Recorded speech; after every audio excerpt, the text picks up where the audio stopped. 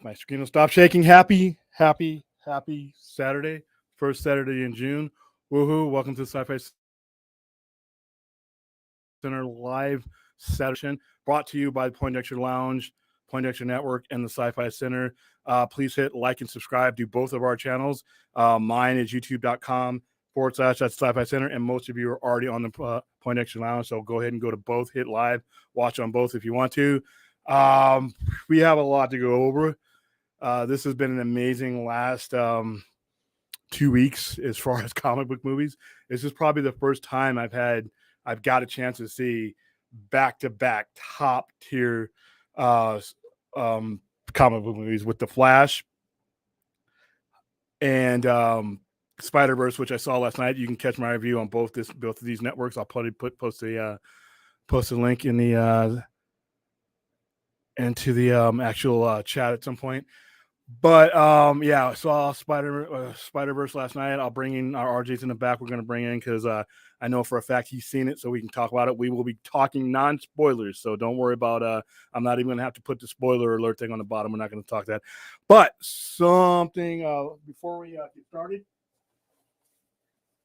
as usual, you know we have to do it. The Sci-Fi Center is brought to you not only by myself, obviously the Sci-Fi Center, sci-fi-center.com, which you can kind of see the banner over my head.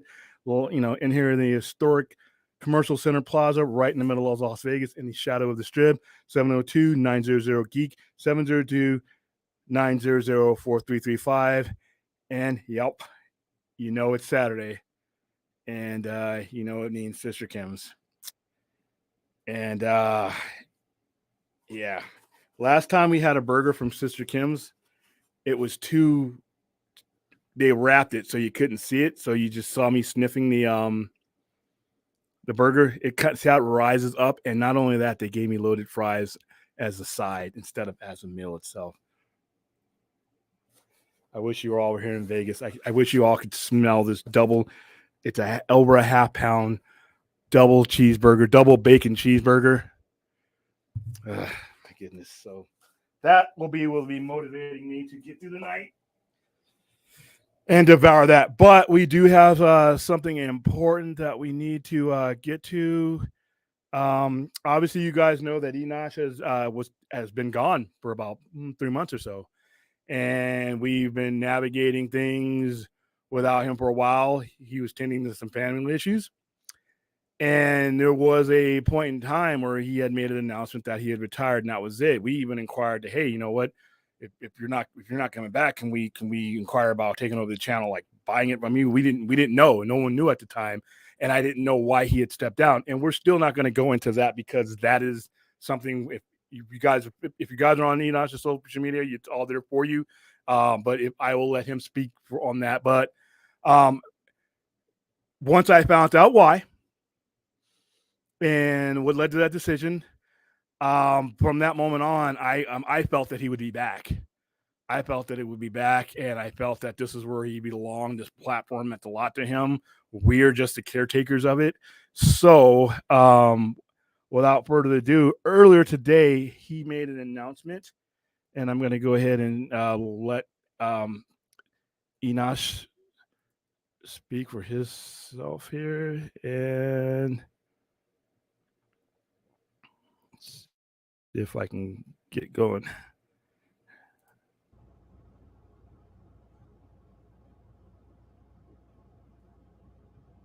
Hi. How you doing? You guys all look really nice. It's been a while, hasn't it? It has. It's been a while. Hi, I'm Enosh. If you're new to the Poindexter Lounge, for the last 3 months, maybe you don't even know who I am. I am the one who does this channel, or at least I used to be. Anyways, 3 months ago, I released a statement saying that I was stepping back from the Poindexter Lounge to take care of some family things and to look after my family and do some stuff. And if you follow me on social media, otherwise, y'all probably have a good idea of what's been going on. If not, we'll catch you up at some point. But here's the thing: I step back, and then once I step back, I love the fact. First of all, can I just say a shout out to everyone who had a theory as to why Enosh stepped back from Poindexter Lounge? Everything from Enosh couldn't take the trolls anymore. Oh my gosh, the trolls! These faceless people on the internet that I supposedly just I can't take it anymore. So I caved and I went away. Right? No. No, are you kidding me? As long as I've been on the internet, there's been trolls. There will always be trolls. What do I care, man? Like, trolls suck, but it's a part of being on the internet. So I thought that was funny. Everything from that to Enosh wanted to be a full-time YouTuber, and he didn't have the time to put it in. And no, that wasn't it either. I mean, like, yeah, who wouldn't want to just like sit around and talk to a camera and make money doing that, right? I mean, that'd be great. That's your full-time job. That's fantastic. That's not the reason why either. I stepped back for some specific reasons and thought that I was solving some issues, and I didn't, and it still crumbled. And it's like, but then I still had I had no outlet, and I wasn't doing anything. And I was talking to a counselor, and I want to say this. I'll make this an announcement for this. It's very important that you take care of your mental health.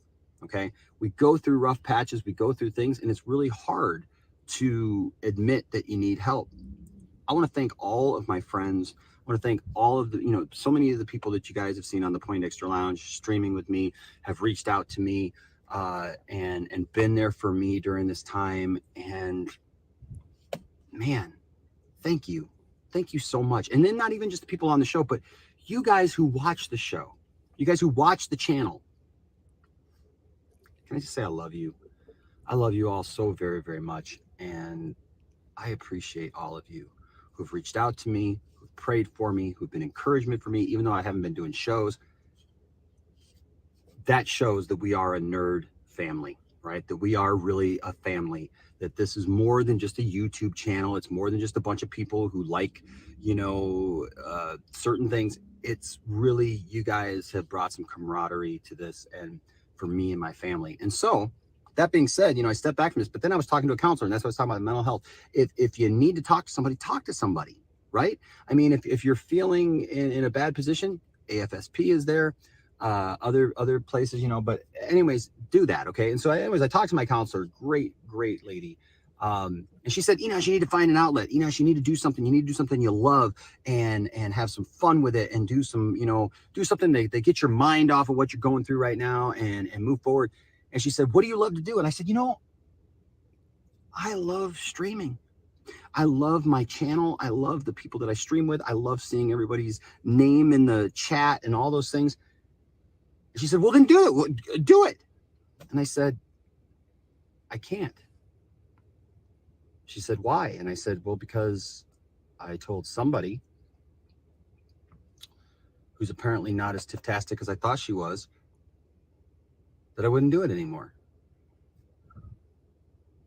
And my counselor looked at me and said, Enosh, I understand that. And you're a good man for wanting to keep a promise like that. But you got to think about why you made the promise to begin with and ask yourself, did it change anything?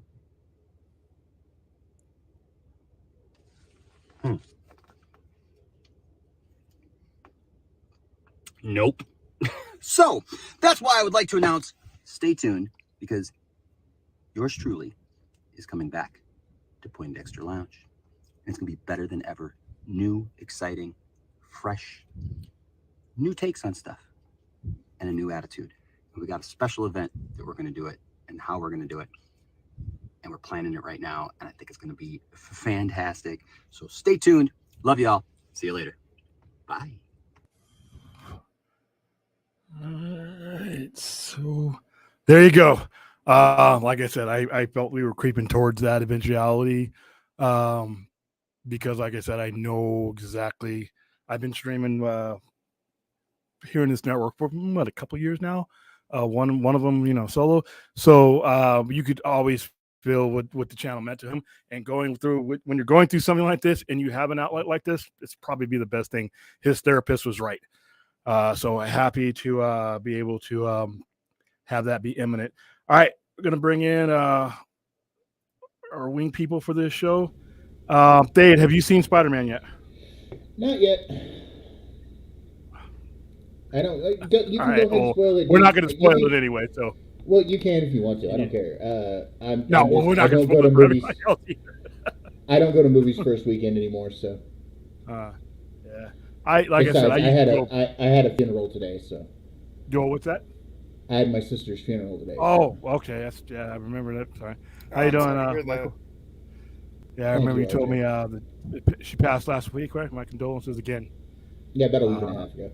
yeah, Venomous Prize. All right. So, well, it's not spoiler talk anyway, but and I put my review online, and like I said, I personally going into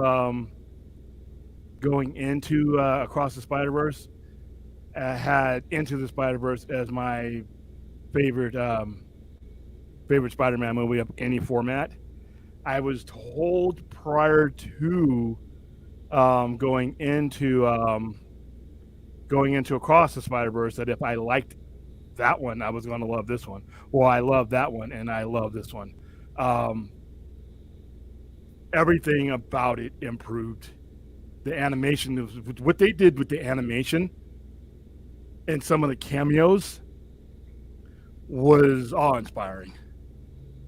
I mean, certain characters had, you could see this on the trailer, but certain characters had different animation that was relevant to their character.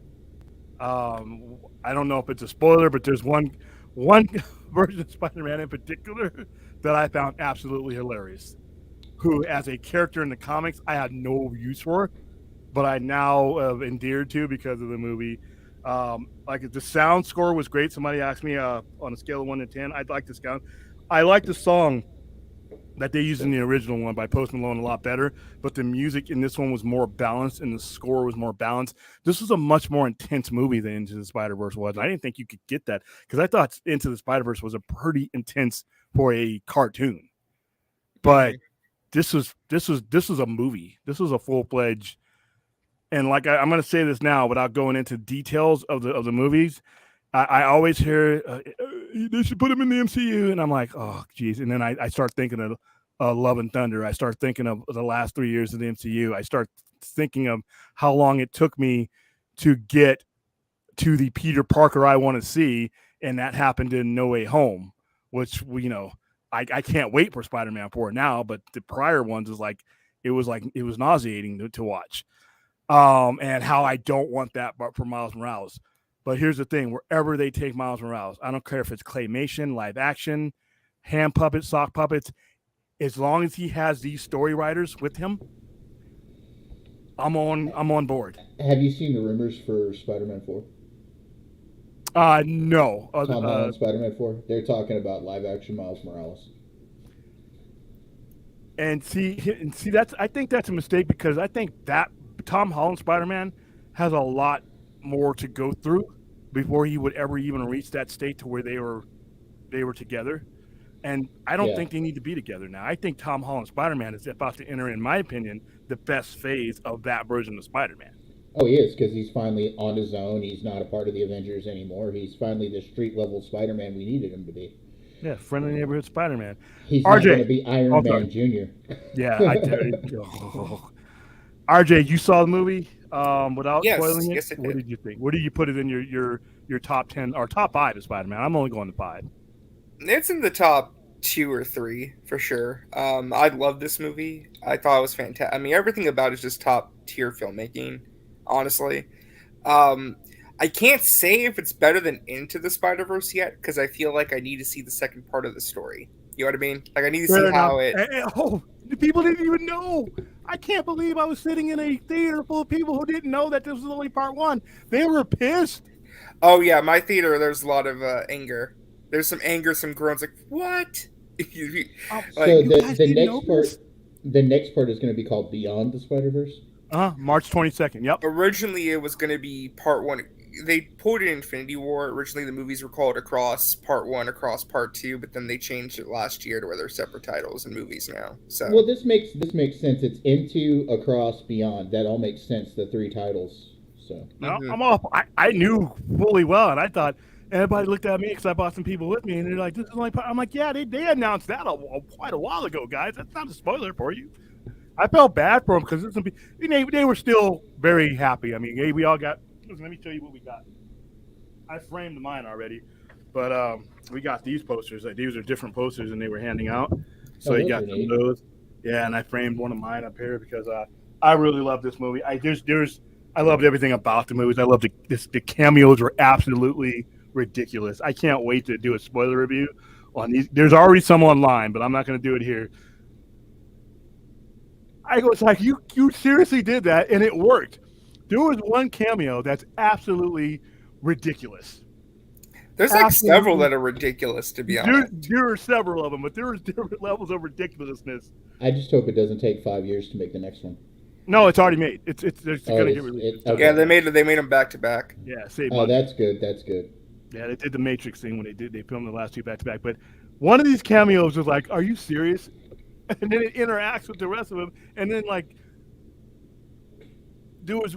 it just wasn't them throwing cameos out, which was the cool thing about it. And it would have been real easy to screw this movie up with a bunch of dumb cameos just for the sake of doing it. Vampire. No, everything that they brought in worked for the story, which I found impressive. It's really breaks down to a story about, and this is where the Flash. This is why I love the Flash as much as I do, because these movies have a common thread into them. It's about circumstances of being who they are, and things that they cannot stop even with the's powers. There are just certain things that they just have to deal with, and it goes back to where, and even something that Batfleck said in the Flash, where these scars they make us who we are, and I kind of felt it when I'm watching a certain character explain the circumstances of the movie and why a certain person cannot do a certain thing, and I'm like, wow, this sucks. This sucks. So William, I have a question. Is where this ends as jarring as where Doom Part 2 ended, or where Doom Part 1 ended? I mean, is it jarring as a wait for the next one? Is that or not? No, because I knew both of them were part ones, and I felt the flow of the movie where the movie was going. It's predictable in a way, but not in a bad way. It's not as jarring. There's something in it that will jar you if you're not paying attention, and it'll come back to you like, oh wow, damn it. And then you knew that, okay, we're going into part 2. But how I describe it personally is that it reminds me actually a lot of Dune, because there's no real resolution to the story, like the main plot line, but there's resolution with at least one character in their arc. Remember, so in Dune Part 1, it ends with Paul basically being accepted, right? And he's gonna, like, it leads to, like, okay, we're gonna go live with this tribe, right? This movie ends with one character getting some resolution to their character arc, but there's still like a lot more to do, and the other main character needs their resolution, if that makes sense. And there are some similarities to Back to the Future Part 2 in this movie, which I love. Well, it's Back to the Future, but it's done. It's un-80. No, don't slander Back to the Future. That is a perfect trilogy. It's a great movie, but it has stained time travel as far as movies goes forever. But you get what I'm saying, though, with Part 2. But you get what I'm saying, though, with Part 2 especially, and where they go in that movie, and where they end up in this movie at the end, Yeah, both movies did that, by the way. Both The Flash and this movie really did that in very different ways. Mm-hmm. The story behind Miles Morales and as far as the Spiderverse goes is kind of heartbreaking. I mean, when there's a revelation, and like I said, obviously we're not going to say it here, I'm like, wow, this guy can't catch a break. Well, I know what's really funny about that too. I wonder if that was like the writers and the directors like making that an allegory for all of, like, the hateful a-holes out there who say that Miles Morales isn't Spider-Man. If that was like a direct like dig at them, I bet it is. It could be, and because I know and it's funny because Miles Morales as a comic book character was accepted almost from my point of view was accepted instantly. He actually outsold Spider-Man because of the demographic that was buying comics at Mm. that time. You know what For it the That's was what I though? cinematic, wonder. That's Oh, what I sorry, go ahead. wonder though. That's what I wonder though. You know, the usual suspects we're talking about, the one that has the problem with Miles Morales being Spider-Man. You know, in my opinion, Miles Morales, like you just said, has always been from the start. When he hit the comics, he was popular. yeah. That first Spider-Verse movie was loved pretty much universally. So why now Academy all Award this winner. hate for Miles Morales is my question. Well, here's the thing. A lot of it is because, and this is the antithesis of what Stan Lee created.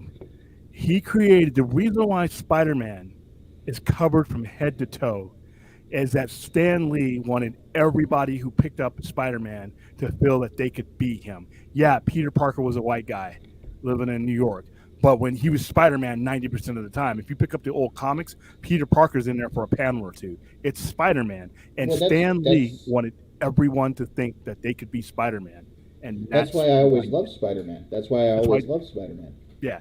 And so, but people are like, well, Spider Man, Peter Parker. Peter Parker's a white guy. And it's mainly the cinematic folks, and not even all of them. Listen, the money is speaking louder than those Cro Magnums. But when there's certain things that happen in this movie that are like, you just are rooting. I found myself rooting for everybody in the movie, even not the villain, who I won't even go into because that villain kind of surprised me. That villain, when you see the trailers, that villain was much more impressive than the trailers gave you. But Oh, it's very intentional, by the way, which I love. You know, there's a lot of. I'm like, I'm laughing at this guy until I'm not laughing anymore.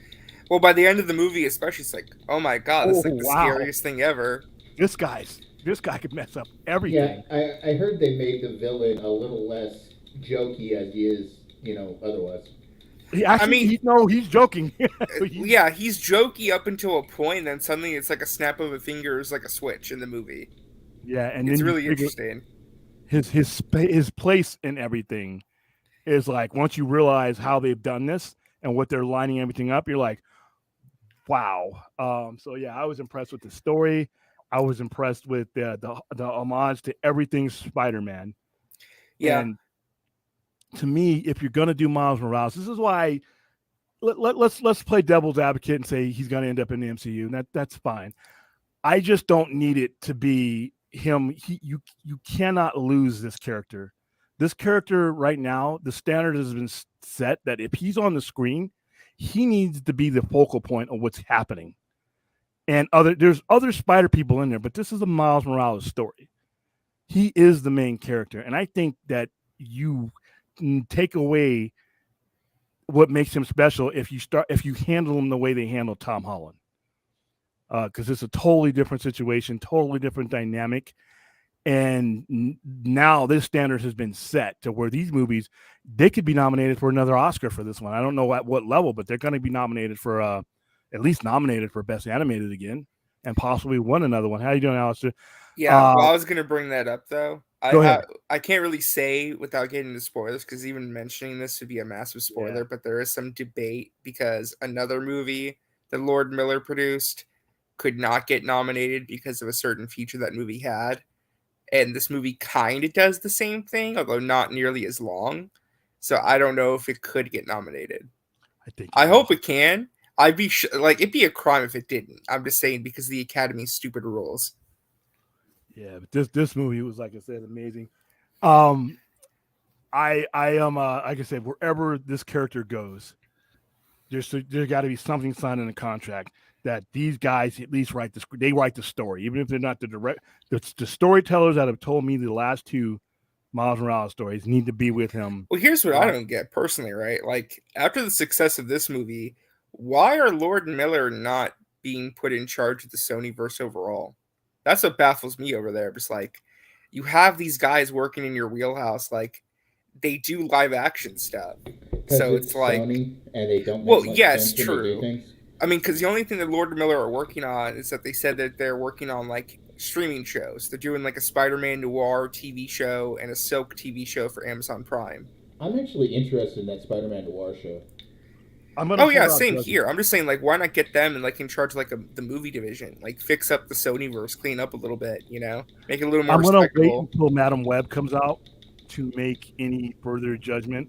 I think Sony has done a horrible job of telling you how they're putting this together, but I think something very weird is going to happen that it will make sense after Madam Web is out.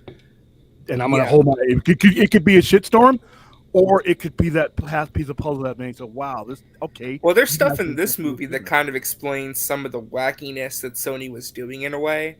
Like, again, can't get into spoilers, but there's like stuff in Yeah. here where it's like some things that happen in Morbius, for example. Like, it's like, okay, that was still stupid, but there's a way we can fix it now. Yeah, but I also think there's no, I don't know if fix is the term. I think there's more to show, and they just haven't rolled it out properly, or we don't. I think there's more to what they're doing than they're letting us on. I think when it's all said and done, that there's you may not like it, it may not be great, but I think it'll at least make sense. Right now, it doesn't make sense. The cameo at the end of Morbius doesn't make sense. I think when all the pieces are on the table, I'm gonna withhold judgment until at least after Madam Web. Oh yeah, Because yeah. of But the the other nature cool of her thing too character, is yeah. that there's like a lot of like overt MCU connections in this movie that were really interesting to see. Like Yeah, it's kind of one in interesting they're like particular- tying there's- themselves to it. The crowd reaction to like 3 of those were like kind of cool. And like I Because said, I like can't they're even pretty mention them. overt with it too. It's not like they're like, oh, it's just like a nice little like wink and a nod. It's like, no, it's pretty overt. It was overt, but it was cool. Like I'm not gonna name the certain thing that I saw. It was overt, but it was like, okay, you just explained to me that that's separate, which is cool. All this stuff is separate, but it has a danger of coming together like disastrously.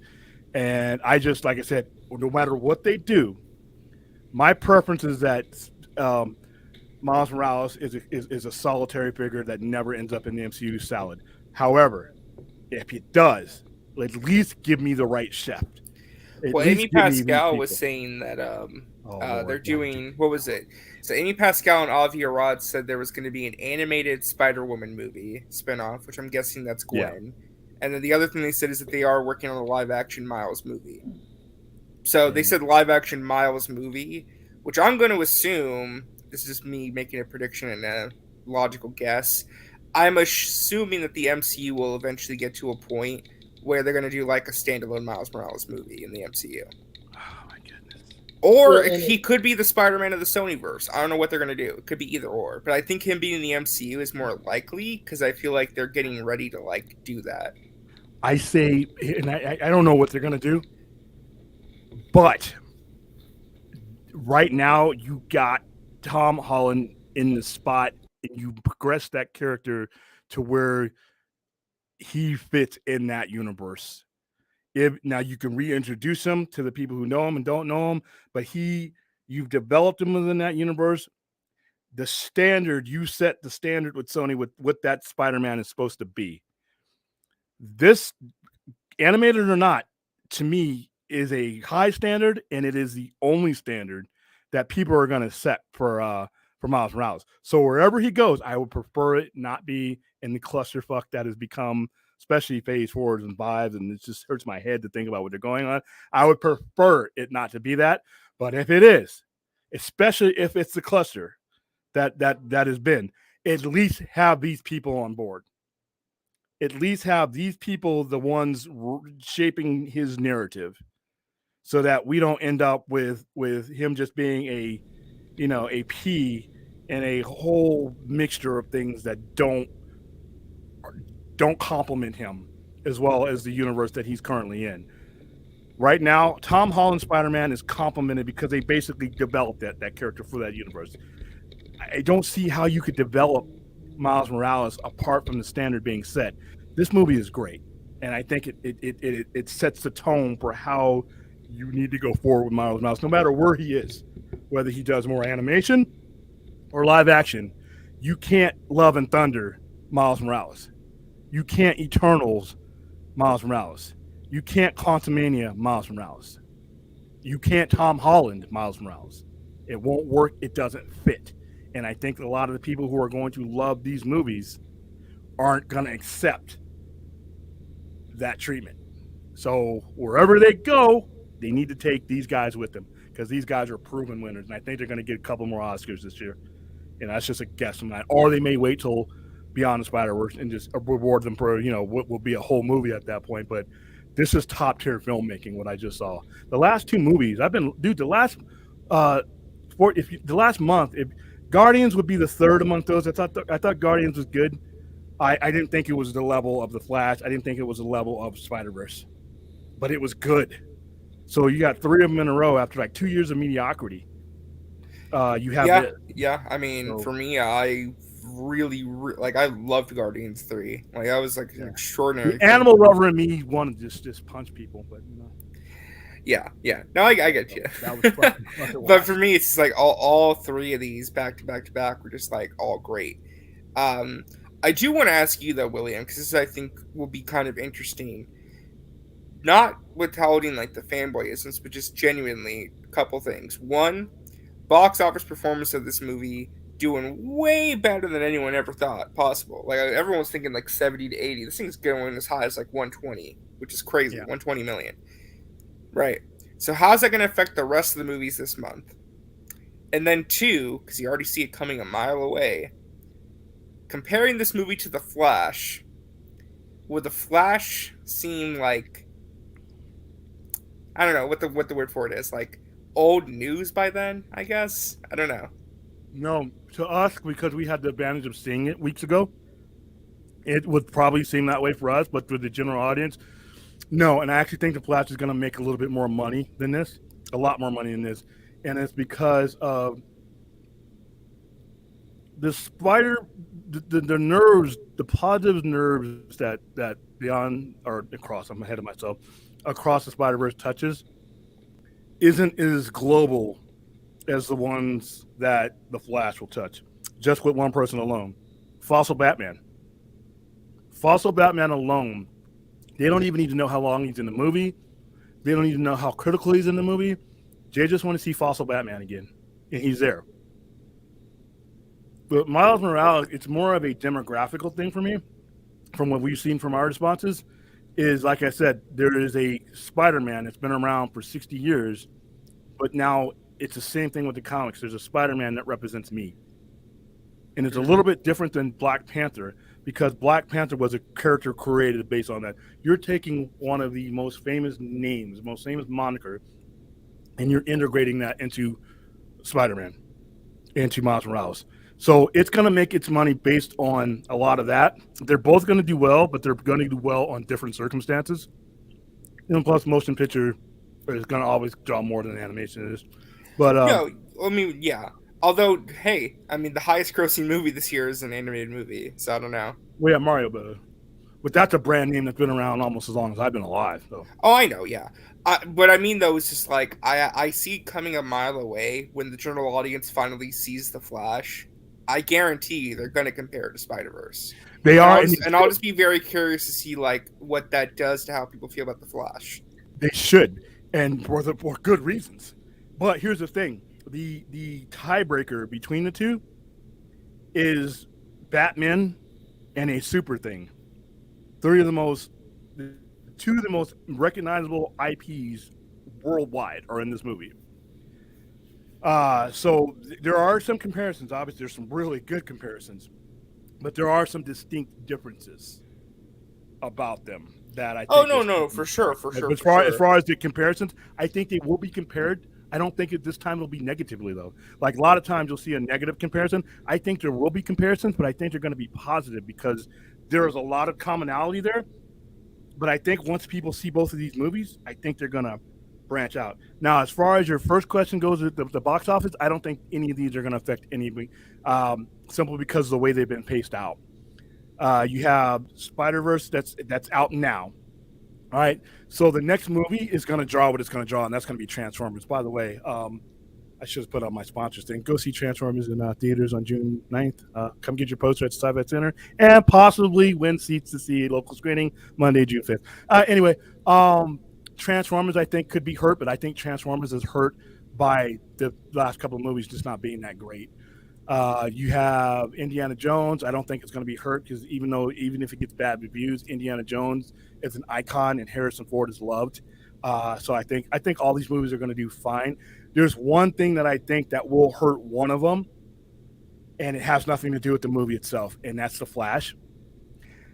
A lot of the stuff people talk about is the Ezra thing. Ezra's going to hurt the Flash. People are boycotting it. That's nonsense. Even if you have your feelings, the general audience, we sent over 200 people to this film so far, and actually more now when you figure the other screening. None of them are being deterred. Most of these people are going to go pay to see it. The ones we sent for free are going to go pay to see it, so they're not deterred. What could hurt the Flash, and this would be tragic if this hasn't, is prior behavior of DC and the continuity thing. See, theaters and studios interfere with their productions all the time, more than we know. The difference is when you know what you're doing, it's seamless, and people don't know. People don't really care. Like when most studios do it, MCU and Disney do it, you have somebody in there that is looking over the project and usually makes improvements, and they have a plan in place. If plan A is not working, they put plan A in place.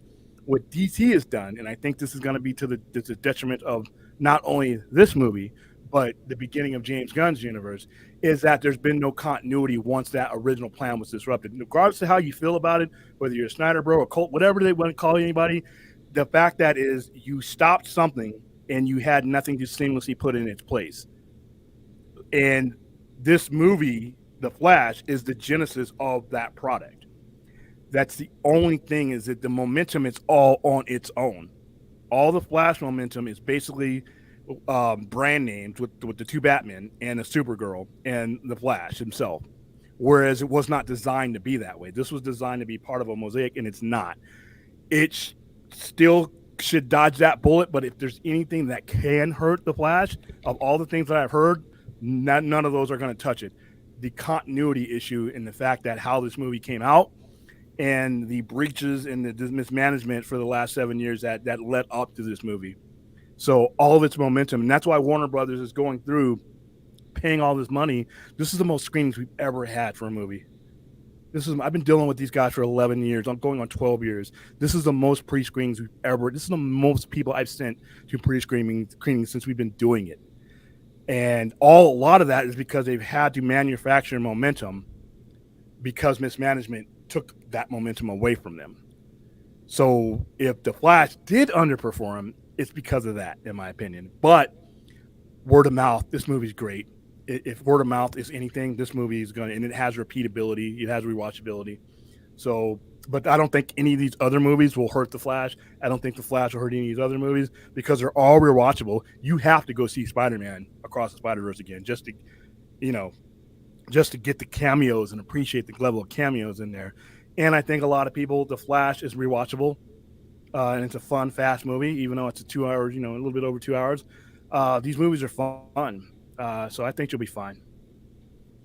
We should probably get to some questions real quick before they get too far behind. Go ahead, Stella.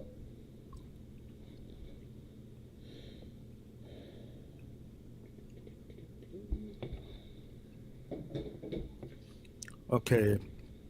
I've even noticed an Optimus figure on one Miles' roommate too. Oh, there's a lot. There's all kinds of toys. I'm wondering if it's a reference to Transformers and Time of Marvel Universe back in the early days. No. It's I don't know. I didn't quite see the figure, but I'm pretty sure it's not, because there's some copyright issues there that the license between those two don't exist anymore. So no, I don't think so. But there's a lot of toys. There's a spoiler review if you ever want to watch it, that breaks down every photo that's on every mantle, every toy, everything that Miles touches. These guys have analyzed it. I'm like, how did you guys do that so quick? But the answer to that question is, I think no. William, what if the Flash movie does not make the same money they lost during after reshoots? I don't know how much they spent on the reshoots, so I couldn't really. Do you know, RJ? So last I looked, it's a very wide range, but the budget could be anywhere from 200 to 330 million. What, for the Flash? Mm-hmm. It's 265 is from what I've seen. Yeah. Although I have seen it go as high as 330 when you add in marketing, because they spent a lot of money marketing this movie and trying to. Well, hold on, no, they fooled us with this, because we didn't get a lot of this stuff for this one. I asked, hey, we're gonna get some stuff in there. They said no, because we're spending our money on renting the theaters for the screening. Yeah, their marketing campaign is to do screenings, which I get think because they need word of mouth, but that can also backfire because if too many people see the movie, are they going to show back up for opening weekend? Yeah, because we don't have the full movie yet, and there's some crazy stuff that I'm hearing that's happened when they cut that movie. So I got to go back and see it because I got to see that. Yeah. Although supposedly those crazy things have already leaked, so I don't know how really crazy they are. I don't believe any of those, but yeah, I know what you're talking about. Another thing is most of the advertisement is happening. They've had TV spots, but the majority of their TV spots have been on TNT because I watch wrestling, TBS. During the playoffs, I was watching it tonight. They had the Stanley Cup Finals, and it was on there. And CNN, all these networks that these cats own or have licensing leverage in, so they may have saved themselves a couple of bucks here or there. Who knows? But they're behind this movie.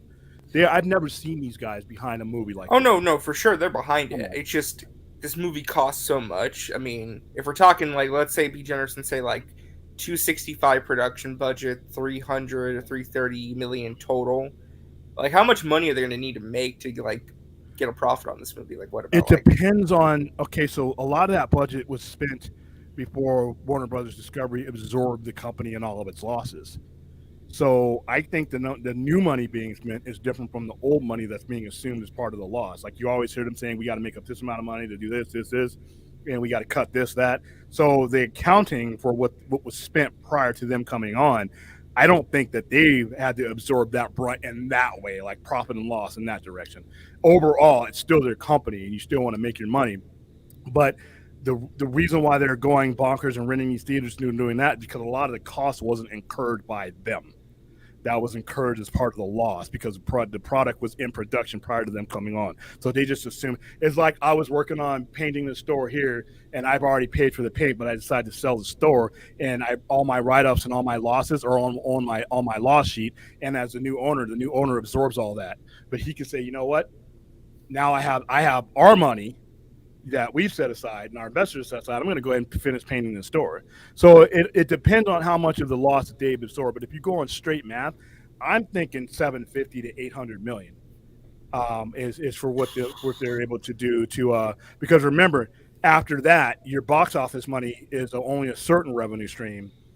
You're streaming and you're licensing it to other places, other channels, your ad revenue from when it goes on TV, all your long-term money and your merchandising money, all that is part of what they're looking at when they're spending this money going forward. But I would have to guess between 750 and 800 million, which is where I'm thinking it's going to end up, and possibly north of that. We'll see. Yeah, I think it's going to be like when we have this conversation, like in a month from now, like in July, when we see where it's at. It's going to be very interesting to see where all these movies end up. Yeah, I think that Dave. I think it's going to do more than we think as well. Yeah, I think that this is sort of house money, but at the same time, you hear a lot of conversations that I was hearing before that Super Bowl commercial that you're just not hearing right now. Yeah, because, like I said, this is a business. The Flash doesn't have to make everything back that it's spent. I mean, it still make a profit. What it does have to show for bean counters that are non-fanboys, potential for revenue growth and revenue generation. Yeah, I'm sorry. I've seen it coming in upwards of 800 million. I think that's when all said and done. And if it makes 800 million, it's more than 3 times what it was budgeted. So yeah, I think 800 is going to be generous. I've always said about 650 to 700. I honestly think it'll make closer to 8. And why I say that is because I know a lot of people that I just personally know that aren't even comic book fans that are going to this movie. I've talked to several friends today, even at my sister's funeral, that were talking about going and seeing the Flash movie. So, and Fossil Batman, I didn't listen when I heard first Keaton was coming on. I'm like, this is risky because that's one of the draws. William is Keaton. That's so many people, including my brother-in-law, who I talked to, during the funeral today, or after the funeral today. Even he said they were going to see because of Keaton. He wanted to go see it because of Keaton.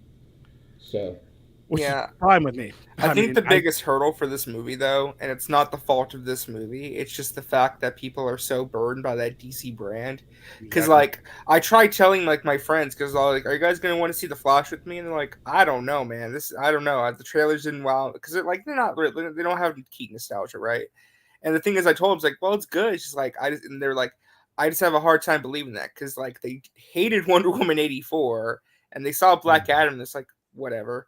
So it's just and like they haven't seen anything with a red S on there for 5 oh, I years. know. I'm just saying it's just it's not the fault of the movie. It's just more so like trying to convince people to give it a chance. What you're not thinking about is it's not just the people your age that are going to this movie.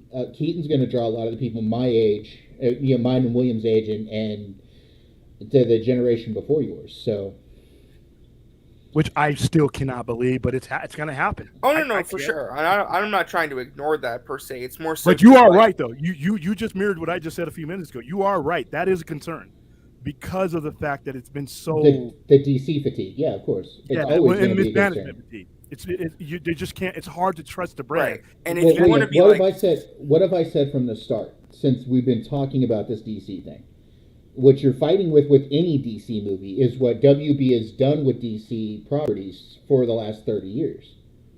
You're fighting with this pattern that they've had, every 5 to 10 years, where they bring in a new origin story or the same origin story, or they revamp this character or that character 10 or 20 times. It's the same thing, but that's going to affect any DC movie. But here's the thing, though. I'm going to go even further than that, because even if they had been doing that, that would have at least been activity. I haven't seen Superman on a big screen in a long time. This Flash movie took forever 2017.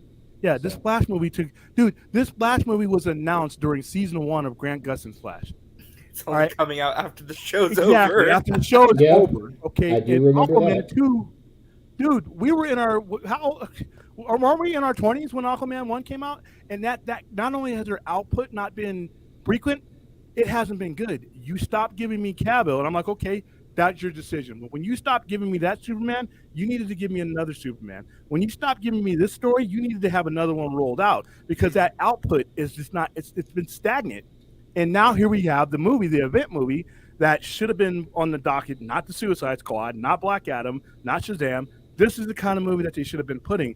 And that is a valid concern. I hope, and I'm hoping it's not, but that is a valid concern, that the inconsistency in the brand, just the output, just not having. See, if you're screwing up with Superman, the fan base is still engaged. Your mind is still kind of in the back of their head. But when you're not doing anything with Superman for 5 years, you just make it easier for people to just go on to something else without hating, without getting on YouTube, without getting on Twitter. You lost my attention. It's like a dog with a new toy. You get the squeaky toy and you get the light up toy. If he doesn't see his squeaky toy anymore, he's going to play with the light up one. And we're mammals. So, well, the but biggest yeah, there you thing go. this Answer movie that question, needs, Iggy. though, honestly, and here's the thing too, right? It needs that 4-quadrant, 18 to 34 demographic too. If it wants to make I'm talking 800 million plus, to me at least, it's got to win both the nostalgia Keaton fans and the younger fans too. So And that's kind of the quick to do that. conundrum I feel like it's going to be in. Who's going to be attracted to this movie more, right? I think it's going to draw both, but that's just my personal opinion. Sasha Kaye, I need more of that Supergirl. Look, I haven't even seen her. I haven't even seen her as Supergirl yet, except for just what you see in the trailers and everything. And I still am looking forward to her Supergirl. So I could even do for more Fossil Batman. I'm down. I mean, everything in this movie I wanted more of. And you know what? James Gunn's slate, as much as I'm looking forward to it, it's not either or for me. I think if you want to make money, you do them both. But here's the thing. With this writer's strike, we're in 2023 right now. Superman Legacy was due to come out in what? 2024, fall 2024, 25? July 2025. Okay, that's not going to happen with all this upheaval, with all these other groups yet to go on strike. Nothing's going to come out for a while, honestly. So I think we won't get any new movies till probably 2020, late 2025, early 2026. It's gonna suck, man. I'm in my 50s waiting for these damn movies. But go ahead to another question. All I'm right, sorry. let's move on with the questions. We need to roll because people are starting to ask their questions again. So yeah, no, I can't believe Oscar Isaac has played 3 different Marvel characters with 3 different studios. Yeah, and he's gating all of them. Yeah. 2099 with the Sony stuff. Yep. He played Apocalypse with the old Fox X-Men movies. You mean Ivan Ooze? Oh my god. Worst You know, Apocalypse. with the exception of the look, he pretty much had the Apocalypse attitude. Oscar Isaacs did well with that The character. sad part is you can't get past that look. But The look is so bad. All right, Well, next the one. reason why they didn't have him looking like Apocalypse from the comics is because they had no access to the Celestials. Anyway, next question, Stella.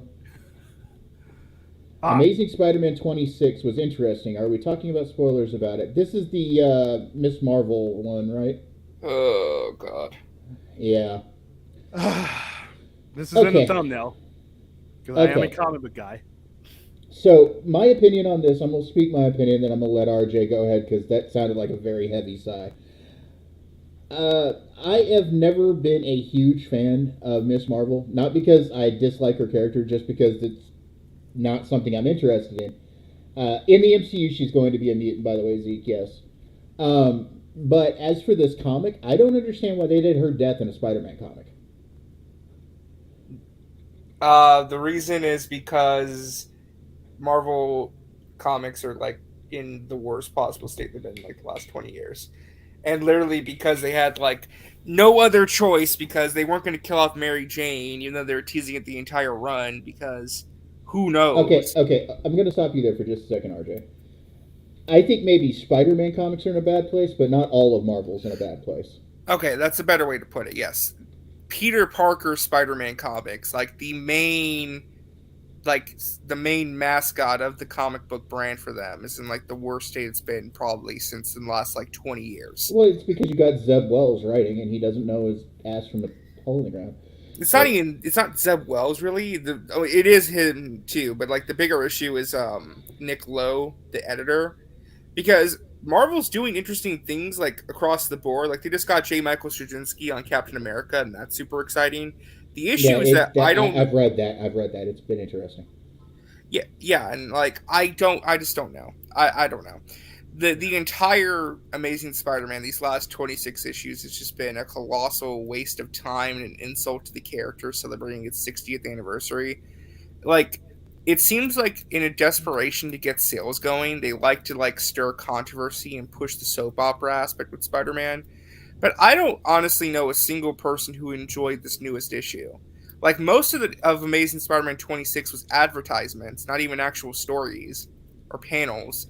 Half of the book was advertising other books. But I'm not even going to open it up to flip through it. But consciously, RJ, Spider-Man's not been good since one more day or whatever the hell. Well, there was interesting stuff. Like, say what you will about Dan Slott, but there was some interesting stuff occasionally. Although About some the only things thing were recently executed I've liked was Dark Web. Dark Web was good. Yeah. Well, some of the Nick Spencer stuff was good, but then the Nick Spencer run ended terribly because he left the book prematurely. Thank you for specifying Peter Parker Spider-Man stuff, because guess what? My Miles Morales stuff is doing just fine. Because it's actually good Well, writing. it's because it's actually good. I don't know. William, you read the issue. I mean, like, outside of Miss Marvel dying in the stupidest way possible, not even surrounded by her friends and that family, was dumb. And not even that, like her dying line being one of her catchphrases. What? Okay, so my question is, since I'm not going to read the issue anyway, how did she die? She gets impaled. Look here. Basically, this villain is trying to kill Mary Jane to fulfill a prophecy. So Miss Marvel uses her embiggening powers to like take on the form of Mary Jane, so to die in her place. Even though Miss Marvel has not shapeshifted since like the first year of her existence because she stopped using those powers and didn't have access to them anymore. Her own comic. She doesn't shapeshift in her own damn comic. Yeah, she hasn't shapeshifted since the first introduction of the character because she needed shapeshift anymore. Like she lost access to that power, but suddenly they brought it back for this one instance just to kill her. That's stupid. It is. It's horrible writing. Horrible. The panel arrangement. And listen, you either love John Romita or you hate him, but he's bad. He's bad right now. One of the strengths of him has been his panel placement. I've always liked his art. Is his art bad now? Dude, Thade, there's a scene in this comic where Peter Parker's jacket color changes like 5 times or 3 times. Well, that's on their colors, but there you go. Oh Lord. It's horrible. And again, William, how many advertisements are in that book out of how many A pages? lot. And when you pick it up, it's a pretty thick book, and when you start flipping through it, It's mostly advertisements. and then here's a one-page panel that's sort of a waste.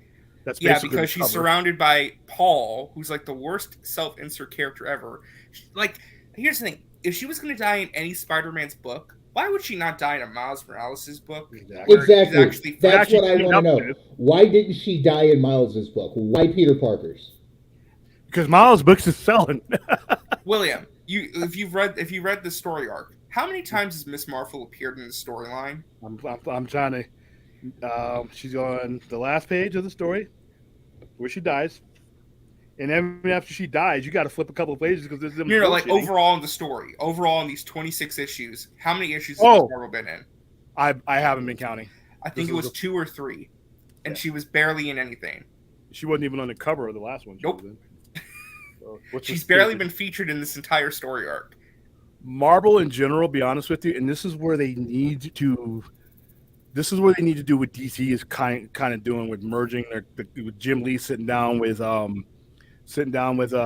James Gunn and everything else is because the majority it's almost like they've given up on the paper medium and they just try for home runs instead of some of the stories that they've been telling is just completely they're going Inept. either yeah. So it's like, why are you doing this? Well, because here's the thing, like, correct me if I'm wrong, but like historically, the 2 biggest comic book sellers are always Batman and Spider-Man, correct? Batman, Spider-Man, and X-Men. Batman, Batman, Spider-Man, X-Men, they all sell. There's a time where X-Men actually outsells them because there's actually more X-Men books. And the X-Men books have pretty much been, but Spider-Man was the mainstay. But Spider-Man for the last 15 or 20 years has been hurt by continuity issues. Secret Wars, if there's any title that really, really hurt a character, in my opinion, it was Spider-Man. It helped Miles Morales a little bit, but they didn't really need to do it. Miles Morales is going to do fine. But the results of Secret Wars, in my opinion, pretty much did what DC did with Legion of Superheroes by the continuity, just basically taking the Well, backbone. here's my away from thing, the character. right? And I guess this is just I'd have to talk to Sobolski and the editors of Marvel. Why is like their pristine Amazing Spider-Man book, which historically has been like the flagship book of the entire Marvel Comics brand, being treated with such disdain and disrespect? Because like here's my thing, right? It'd be one thing if they wanted to try and like go in a different direction, like change the status quo, right? They want to have Mary Jane not be Peter Parker. Fine, we've been doing that for almost 15, almost 20 years now. Okay, whatever. I think it's stupid. I think you should have the character be in a relationship and be mature. But you know what? We had Renew Your Vow. We had other books that kind of did Elseworlds takes on that. Whatever, right? What ifs? Okay. But my whole thing is this is like, what does this do? Like, what is the mindset of an editor looking at the writers and the company being like, we're going to go in this direction and we're going to kill off this beloved character in this book, and just like so many editor decisions that are just so baffling that like these are like fireable offenses, I feel like, because like the state of this book in particular, it should never have gotten this bad. It never should have gotten this bad. I don't know how they've let it get to this point. And killing Miss Marvel is like, first of all, nobody who I sold the comic to believes she's dead, and that's because she's going to come back when the movie comes out and probably come Exactly. back with MCU powers. That's what they're doing. We don't know. That's all it was. And so this is the thing that Death of Superman did to the comic book deaths. It took the Captain Marvel death out of it, and now when the character dies, it's like, oh, okay. But cool, I'm being serious though, William. Like, what is an editor thinking with like not just the Miss Marvel death, but like the Paul stuff, the treatment of the Peter Parker character? What is an editor thinking in their minds, like thinking to make these decisions? I don't get it. There's no oversight. There's no oversight because when it comes to these characters for Marvel, their paper medium is their bottom priority. So you're not going to get fired. There's no sense of desperation there. The Marvel comic right now exists to generate stories for the IP, and that's it. But who at Marvel Studios or Sony is going to look at this current run and be like, these are great stories, let's pick them up and use them? Well, they'll pick them up. They'll pick up the bones of them. They won't pick them up. They'll pick up what they think that they need of them, and then they'll go from there. But yeah, I don't. Okay, so we got another Spiderverse. Right. Go ahead, RJ. You can answer that one. Oh yeah. Just this critical drinkers review. Yeah. All the stuff is stupid. Like it's annoying. I CD's know. review. Who is this guy? The critical Critical drinker. Drinker. Yeah. He's another Oh. YouTuber. Normally, RJ, we don't talk about other YouTubers here, but Oh, okay. we'll. That's why he put CD instead of put the guy's name. Oh, okay. Sorry, I didn't know that. My He bad. slipped it past me, but Yeah. yeah. Hey, listen, somewhere out there, somebody who didn't like Spider-Verse. I don't know how. Well, what he movie he saw. he liked the movie. He just said that he didn't understand why these movies try and tear Peter Parker down. I think he said some of the effect of it's like the writers are scared that Peter will be more likable than Miles, which I don't agree with at all because I like the Peter Parker in this movie. Peter Parker in this movie is hilarious, and Miles was the centerpiece of the story, and Peter's in a point in his life that we don't get to see all the time. But I thought he was hilarious. All the Spider-Man in here, and Miguel was like, dude, I wanted to hate him, but I couldn't because I could understand. See, but William, here's the thing, right? And this is where my editor brain would click in, right? These Spider-Verse movies are so popular. They make this new one is making 120 million. Why would I not look at the comics and be like, we have an adult middle-aged Peter Parker. Mary Jane's around. Why don't we get them back together and have them have a kid? Mayday Parker. Yeah, the kid that we already had 20 years ago when Norman Osborn kidnapped him, and you never resolved that storyline. All right, next one.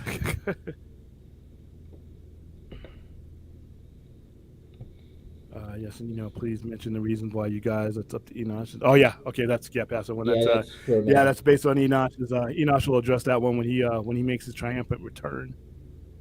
All right, I still remember that rat burger you said. I can smell the cheese, and it was one of the only times I heard about that phrase, and it was appetizing. I think when I ordered cheeseburgers now.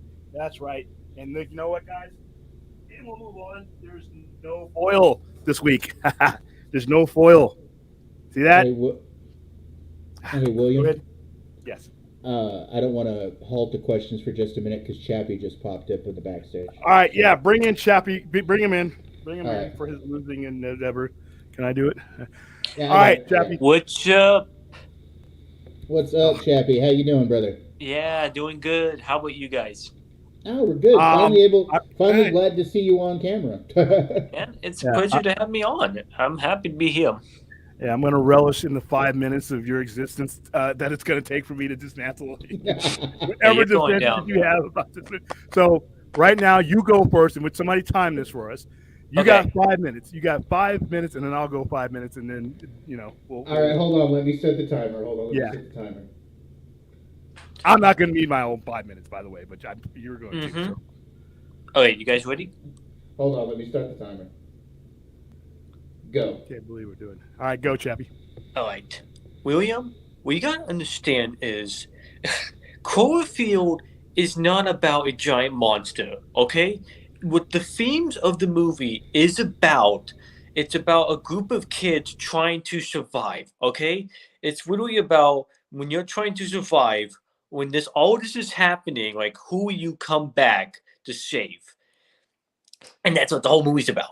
And like again, they set it up really well in the beginning because you see like in the beginning of it, you see Rob and Beth with his girlfriend have to hang out together, and then later on you see the other guys, his brother and his other friend, and they're like setting up this party and like that blah blah blah blah. Yeah, they set up a party.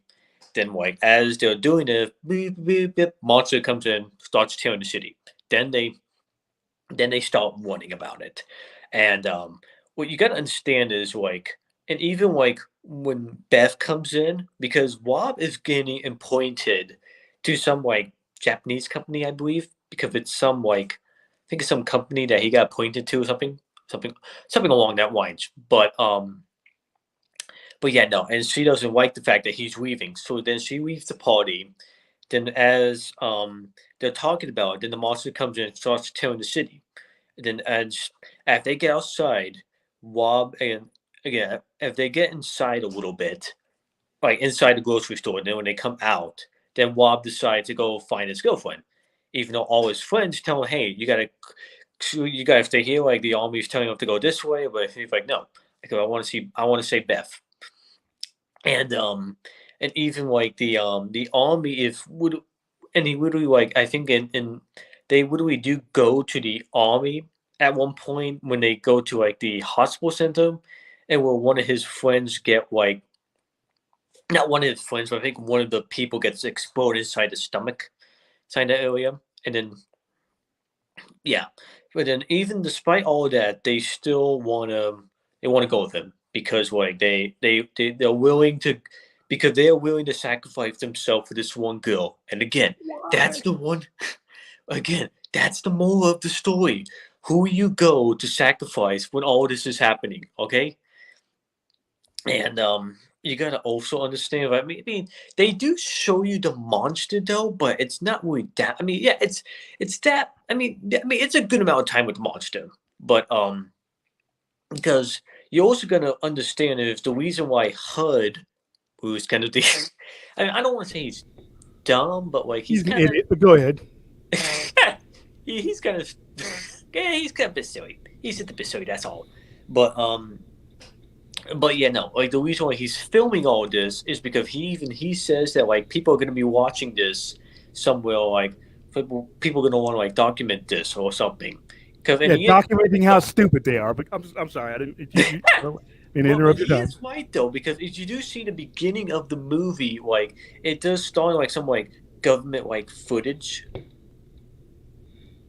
Some government like footage for that kind of shows that their camera must have been found. I don't know how, but I don't know how this camera was able to survive an explosion. But okay, but yeah. So yeah, for that's that. And the thing about it though is like I don't want to say he's an idiot, but like the one kind of questionable thing he does is he looks at the monster. Yeah, it's anyone who would have looked at that would have kept running. I will agree with you on that. Yeah, he would have just kept running. He would not just stood here and just look at the monster, and the monster looks down and eats him. that would not have. Yeah, because we don't want the monster to notice we're here. What? Because we don't want the monster to notice we're here. Yeah.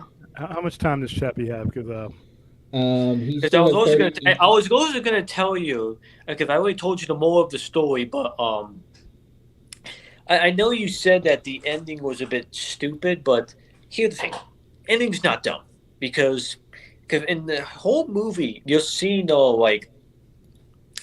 because you see like the camera as like they're walking, like after the camera's filming right now, it keeps coming back to like when they're at Coney Island as they're seconds. going to it. What? Yeah, 15 seconds, Chappie. Okay, they're going to Coney Island, and as they're like in the last shot of it, as they're in the Ferris wheel, you see something in the background, and that's supposedly if the monster coming down. It's like a freeze frame it, you'll miss it like first time.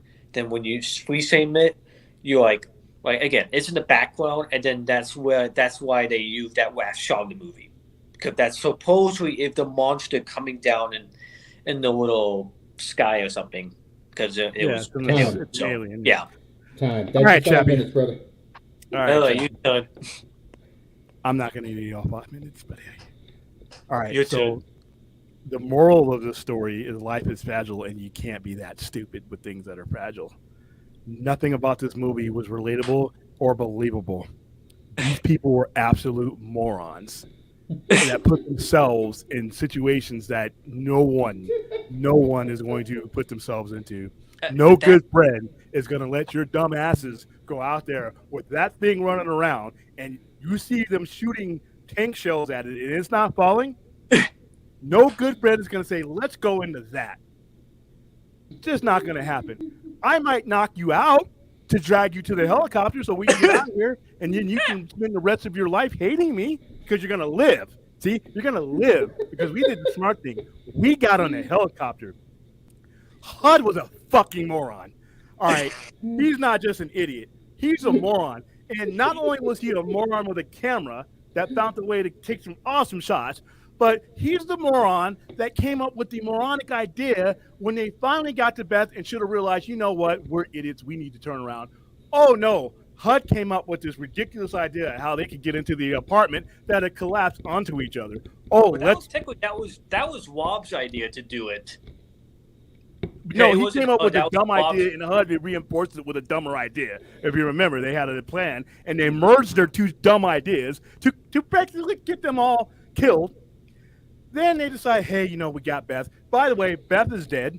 Beth has a piece of rebar coming through the part of her chest where her heart should be. But hey, that's what's a little bit of mortal wounds amongst friends that are all gonna die anyway because we're all dumb. All right, so we get back. They do every dumb thing in this movie. They don't deserve to live. You can't put your friends, and yeah, it's half drunk people you just met at a party. Mistake number one. But even if these are your best friends, there could be people with the foul blood going through them that are in that tower. I'm sorry. What am I gonna? How am I improving my situation by getting us all killed? And the things that they come up with this movie were Scooby-Doo dumb. At least Scooby-Doo was a cartoon. Not These are really. real life people. Fourth really quick makes a good point. He says the ending is not the monster, but a satellite that fell from orbit that leads to the monster. Well, Yeah, we thought it was a satellite, but didn't Matt Weeds in a recent interview confirm that it was the monster? Even if he did, that doesn't make the movie. I think it was monster or satellite. I don't know. And on top of insult to injury, you spent 8 months advertising this movie as this big monster movie. You had me going from the first Transformers movie, watching the Statue of Liberty get knocked down Madison Avenue, which, by the way, should be your first clue to get the hell out of New York. But hey, we're gonna stay and we're gonna party. All right. But you led me onto that. Your marketing campaign was excellent. You gave me 6 minutes of monster and a bunch of human interest. That's not even good human interest. It's bad enough to add human interest to a monster movie.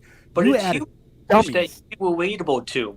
No, no one you know is that stupid. No one you know is Dade. No one, Stella, everybody in the chat. No one you know is dumb as the people in this movie. No one. Hey, Stella, That is not relatable. Stella, how about you hop up here and tell us what you think of running into the monster? Yeah. What are I we doing? don't know. I don't care. We're leaving. We are leaving. It can only be relatable if the people on the screen are doing relatable things. When they're that dumb and you're sitting there like, these people are all going to die and they need to, that's not relatable.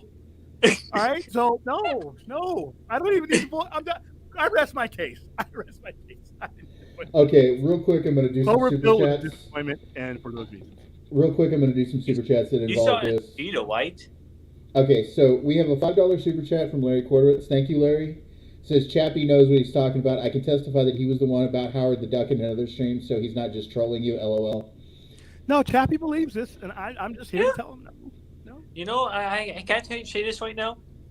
I we saw gotta- How the Duck on Wednesday. For the very first time I have seen in a long time, man.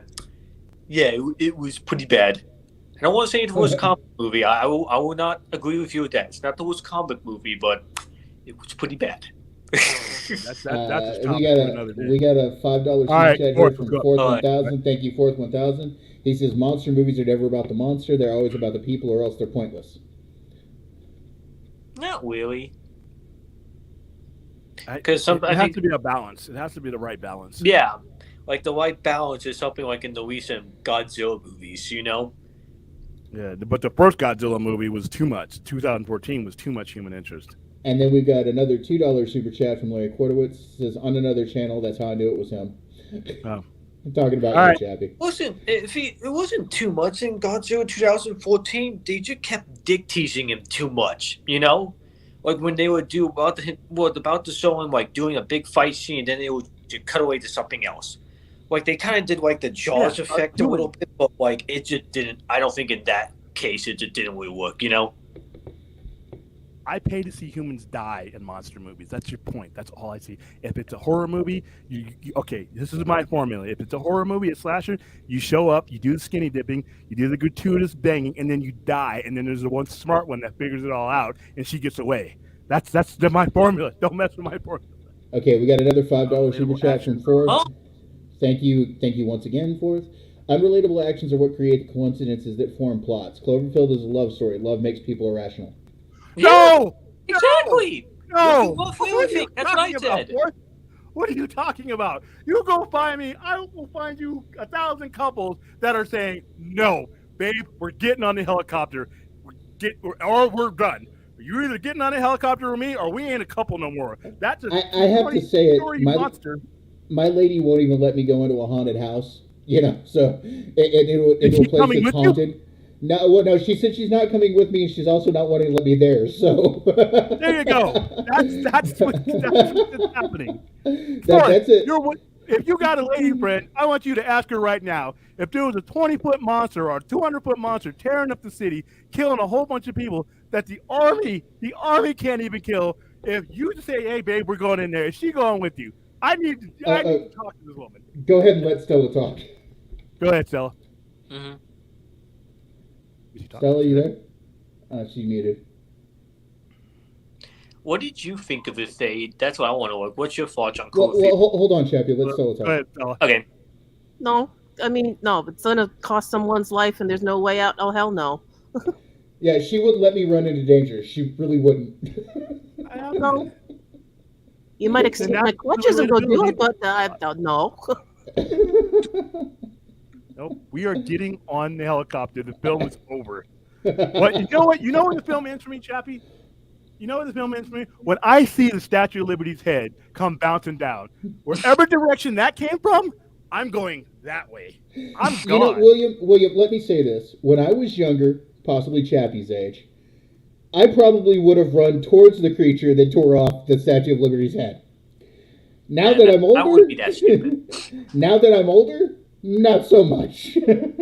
See, I see what the army has. I know what a Moab is. And if a Moab doesn't kill it, you need to leave. You need to go. If an armor-piercing round is just bouncing off of this thing, you need to get on whatever is getting out of there. And don't get on the bridge. What are you getting on the bridge for? Oh, that's another thing I should say. I was going to tell you that because, okay, the reason why they got on the bridge is because the police was really telling them, hey, go on the bridge, go to the other side. But therefore they didn't know the fact that the monster was out there. That's why okay, stop, time out.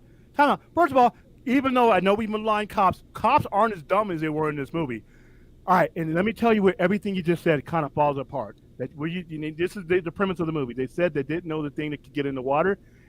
It knocked off the head of the Statue of Liberty and was getting to the city. So how did it kind of get? It didn't fly. Isn't there water in between the Statue of Liberty? So this thing is waterborne. So you're going to get on a bridge when you've lost track of something that big and you know it's in the water. Not only were the cops dumb, but the people I'm not getting on that bridge. Are you crazy? Stella, we'll find another way. What were you going to say, Stella? Damn it. I'll hide. All right, Chappie, it's been great, man, but we got a stacked show. Thank you for coming on. It's good that we finally got to see you. Having me on, man. This was awesome. Yeah, a face to add to just the name Chappie. Nice Thank you for coming on, Chappie. All right, see ya. All right, William, I got a quick question for you. And this is something that I got a quick question for you, and this is something that's been kind of curious. We were talking about comics a little bit ago. Name your 3 favorite X-Men storylines. Oh, this is going to be easy. Mutant Massacre. Okay. Follow the Mutants. Okay. And the Phalanx Covenant. Okay. You like the Phalanx Covenant? I love the Phalanx Covenant. It introduced some of my favorite characters. It gave me Blink, which turned to be one of my favorite. And then Age of Apocalypse. It has to be up there, but I don't know which one I throw out. You know. Okay, so my 3: Inferno, Age of Apocalypse, Phalanx Covenant. That's why I was like, you really like the Phalanx Covenant? Yeah, so do I. Yeah, I really enjoyed that. And I love the covers that came out. Remember the covers, the Prism covers that came out? That's before they started overdoing the Prism covers. But that was cool.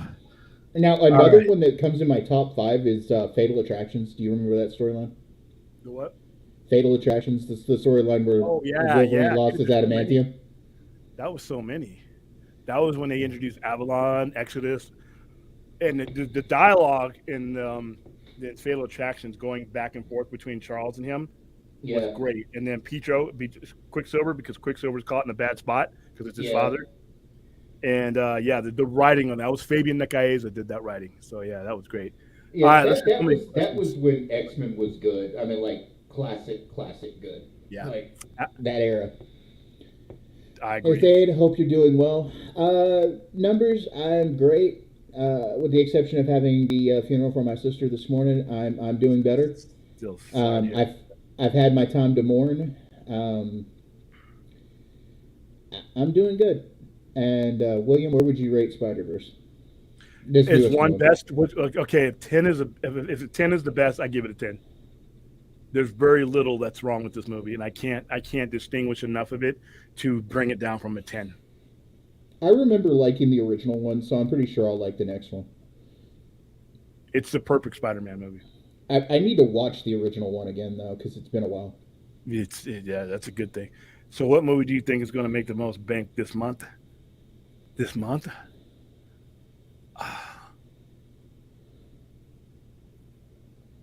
I'm gonna go say Flash. I think Flash. Indiana Jones is gonna do good. I don't think it'll beat Flash. I think Spider-Verse is gonna do great, but it's animation. Animation doesn't usually doesn't make more money than this, although this one could. But well, the thing about Spider-Verse is its budget was $100 million. Yeah, and it's already made $70 million yesterday. Yeah, it's going to make its budget easily. We also forgot about Transformers. Transformers is a dark horse, but I think the last couple of Transformers movies have hurt it. But you know what? Transformers could get up. I think this is going to be a great month for movies. I think the Flash, because of Fossil Batman, and not just Fossil Batman, but Ben Affleck's Batman, and this is where DC screwed up. It's very popular. He got a great response, and I shit you not, guys, we cannot have seen the last of Sasha Calle. We cannot. Everybody if I don't see more of her as Supergirl, fire everyone. That's money flying around right there. So, all right. I just don't look. I'm fine with seeing more Sasha Calle because she looks like she's going to do a good job, but I don't think she's going to be the one that. I don't think she'd work so much for the Woman of Tomorrow storyline. Not necessarily unless you want to script her around because she's still the same lady. But yeah, it depends on his style of screenwriting too. I wouldn't mind seeing her do her own thing aside from this. And that's where I think that when people, by the way, guys, you hear me say this over and over again. When people say, well, we can't have characters competing against each other, it's going to be confusing for the audience. If you enjoy what you're about to see in Spider-Verse and The Flash, and everybody I saw understood that just fine, you had no problems with Elseworlds. No okay, problems.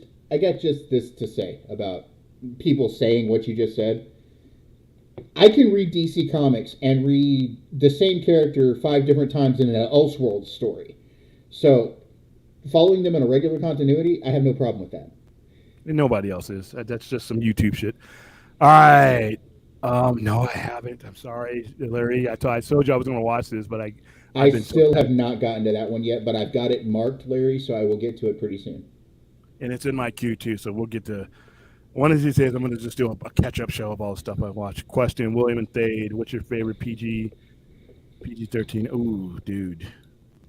I don't think I can have one of those by the rules.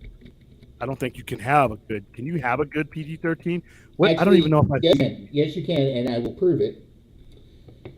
The Insidious movies, most of them are PG. Those are soft cores. Oh, okay. All right. Yeah. All right. There you go. The Ring.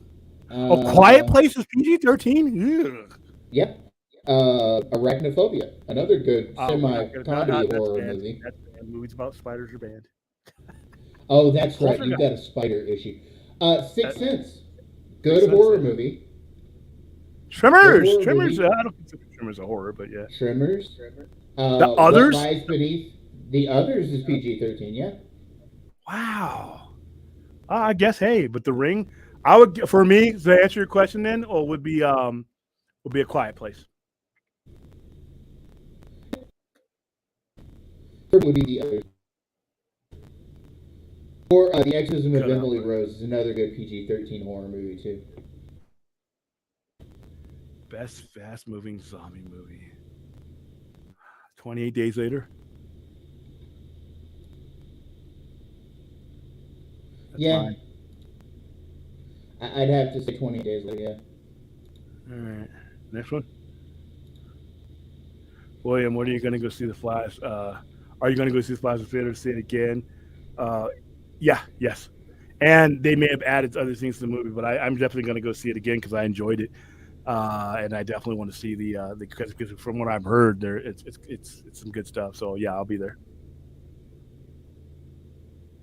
Question: How likely do you think it is that SAG and DGA join WGA? Very likely. Stella, go ahead. Stella, go ahead with this one. There's really no change. The Screen Actors Guild, they have until the 5th to get their votes in to authorize a strike. So we'll know by next Monday if they're authorized to strike or not. And most likely, again, they're going to strike. And probably so are the directors. So again, folks, sorry to say, we're going to be able to catch up on those streaming queues of ours because it's going to be a long time before anything new comes out. Because basically, again, it comes down to residuals and money. And yes, William is correct. Everyone is greedy in corporate America. But I've seen some things in my face, basically, that turns my stomach even more.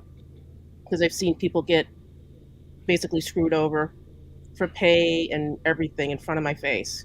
So that's why I speak from experience. The studios are greedy MFs, okay? They want every single penny going to them and no one else. The whole fact that writers are getting 2 or 3 jobs to support themselves is unheard of in my day. But now it's, 2023, and now I find out from the actors and the writers that I do know, they're getting screwed on residuals. So, Are we still having mic issues? By the way, can you guys hear? Can you guys? I saw somebody point out mic issues. I just want to make it. Yeah, they were No. talking about you and I were echoing off of each other for just a second during the Oh, okay, gotcha. the All horror right, movie go ahead. conversation. Yeah. but yeah, everything probably by the end of June, beginning of July, we're going to see all of them, all of them striking. The actors, the directors, and the writers, and the producers. It is a separate guild, but that's actually basically the studios. Yeah, they're not going to So strike. yeah, they can't Mhm. quite strike, but There's they'll be conflicts of very interest there, though. That'll stop things from happening. You don't have to actually strike, but if Yeah. you're James Gunn and you're a studio head, you're technically an executive.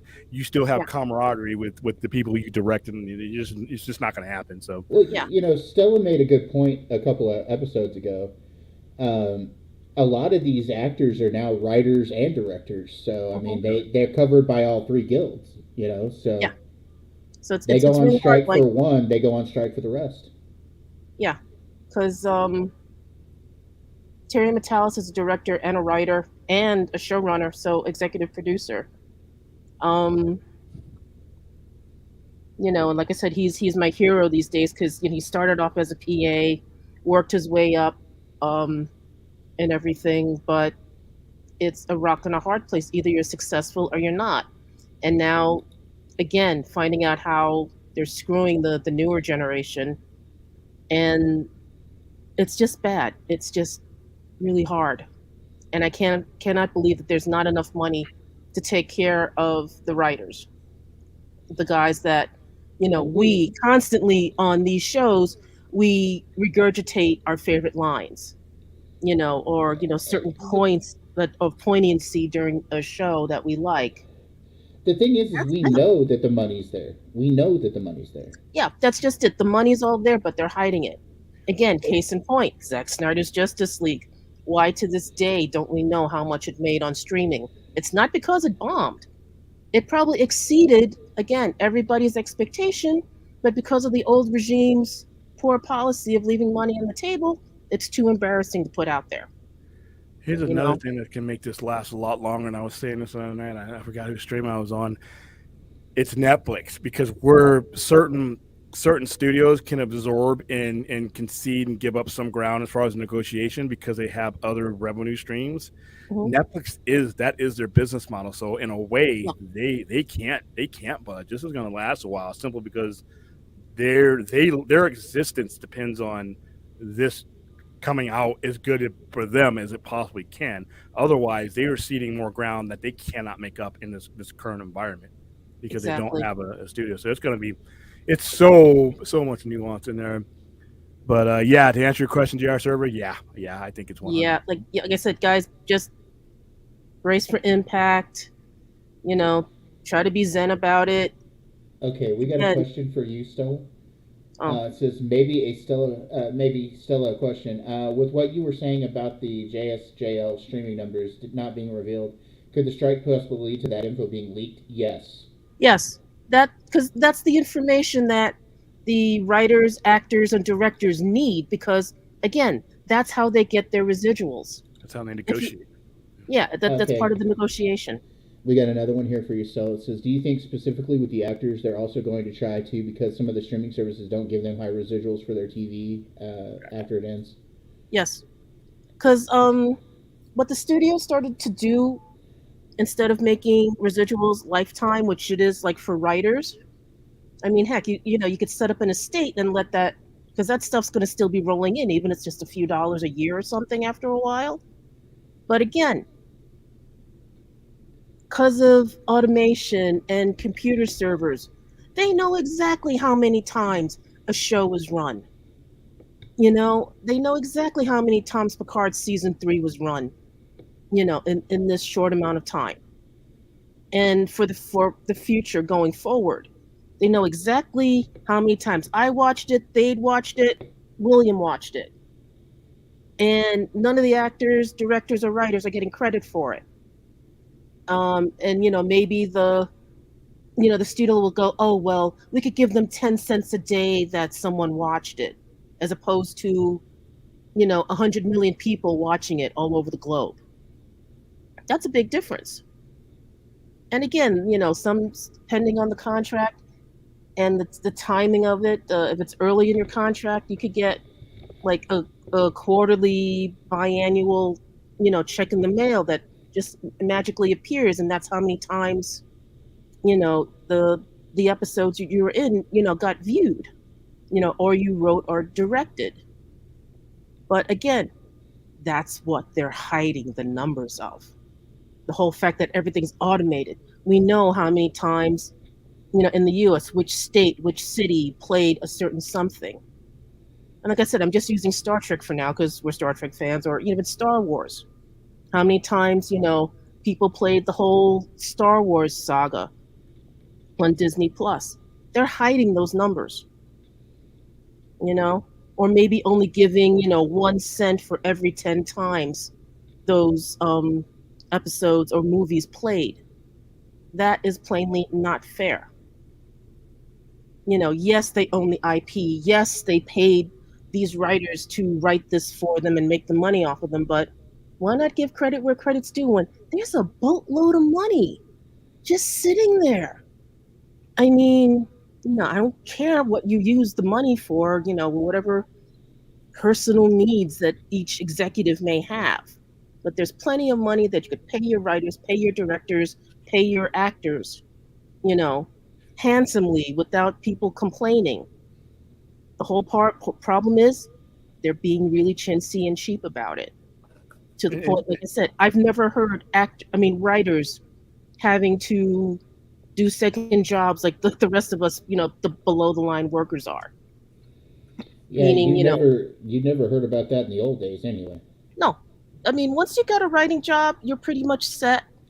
And for those who don't know, at least the places where I worked at, you actually filled out your unemployment papers the same time you filled out your employment papers, because what you were working on was temporary. A show only works, actively 6 to 8 months at a time. If you're just doing pilot season, which is like, what a lot of what I did and what some of my friends did, you're only working for like 3 or 4 months, and then, you're back on the employment line, pounding the pavement to find something more, So again, just support your actors, writers, your actors, directors, and writers. They're not being unsincere about it. What is insincere is what the studios are doing. When again, so they don't get that extra $1 million in their bonus severance package, the executives. There's plenty of money to go around. Well, you want to talk about a sick severance package? Look at what the ones that they cut loose from WB got going on the way out. Yeah. I mean, I looked those numbers up. That stuff was sick. It was disgusting. And they were the ones who screwed up WB, and they still gave them good money. Yeah, this is what I mean. Whether you do good or bad, and I kid you not, there's a minimum $10 million severance pay. And, that's a minimum. I mean, even when Les Moonves left CBS Viacom, he was still being paid handsomely, and he left under, banging his secretary or something. Yeah, really under sexual misconduct. Just like Tishihara, they held a banquet for him. The guy's leaving because he's having sexual relations with people under him in order to get them jobs. Yeah. But they threw this guy a party, an expensive party on his way out. Fuck that guy. Again, the money that we're talking about is disgusting. So please, if you actually are angry at the writers, directors, and actors, you're on the wrong side of history, folks. Also, just really don't get it. I wanted to add from last week when I went on my soapbox about what people like and don't like in Hollywood. Do remember, a lot of you that are blaming the writers for bad stories, it's not the writers in a lot of cases. They're given something to write. A lot of the time, the studios themselves, the producers, all of that, they get in the way of it, and then they tell the writers what they've got to have because of some whatever quota they're working with. So blaming the writers is not correct. The real enemy here when it comes to these strikes is the executives. It's not the directors, it's not the writers, it's not the actors themselves. They're just given stuff they've got to work with. A lot of the time, this is on the production companies, this is on the studios, this is on the executives. So a lot of you that I see out there blaming the writer, well, the writers would make more money if they didn't write crappy stuff. That's not on the writers, guys. No, it's not. They don't have final control on what goes and gets made into a show.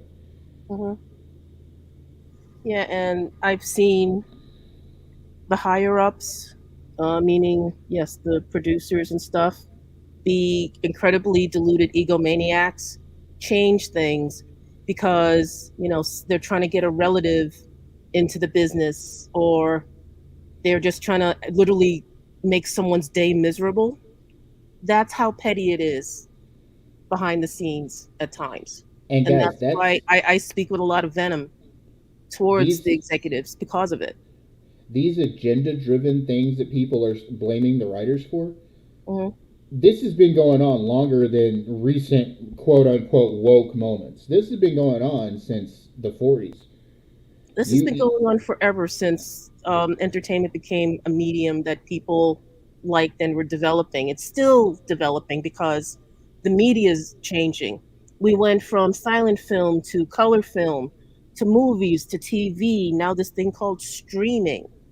It's different. It's a different medium, and they don't know how to handle it. And the bad thing about what the studios have been doing is totally disregarding streaming. And I was actually listening to something on local news, and they had Jerry Ryan on, who plays, Seven of Nine from Star Trek, picketing in front of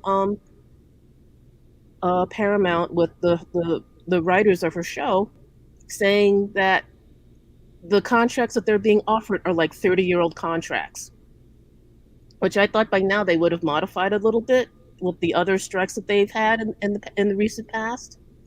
But if that's the case, then they're really getting screwed.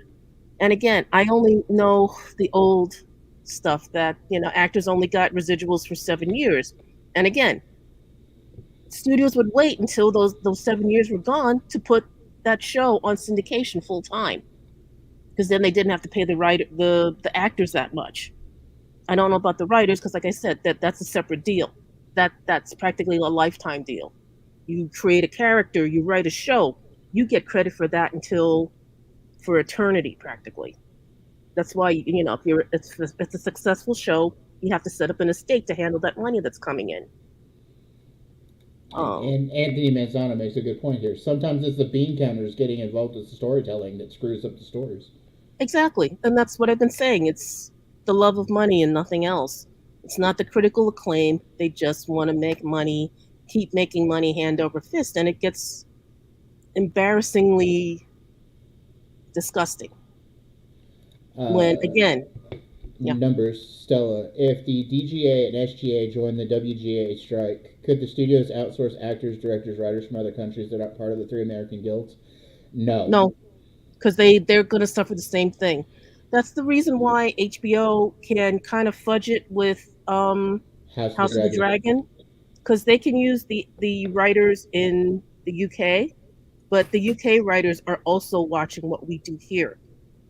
Because even though, we have SAG-AFTRA here and there's BAFTA over there, the acting equivalent, we're watching each other because they're under the same problem. Because remember, we got a $5 super chat from Larry Kordowitz. He says, "Don't forget the WB forced Zack Snyder to have Batman in the second Superman movie. It was literally an agenda they had for a decade prior. The executives suck." That's actually not entirely true. Yeah. Batman was always going to be a part of that storyline. That was his lead up to Justice League. Wonder Woman is the one that I think was forced, but no, that was always part of. There was people think that there was going to be a Man of Steel 1, 2, and 3 in succession. There was never going to be that, as far as I knew. Batman versus Superman was the direct sequel to Man of Steel.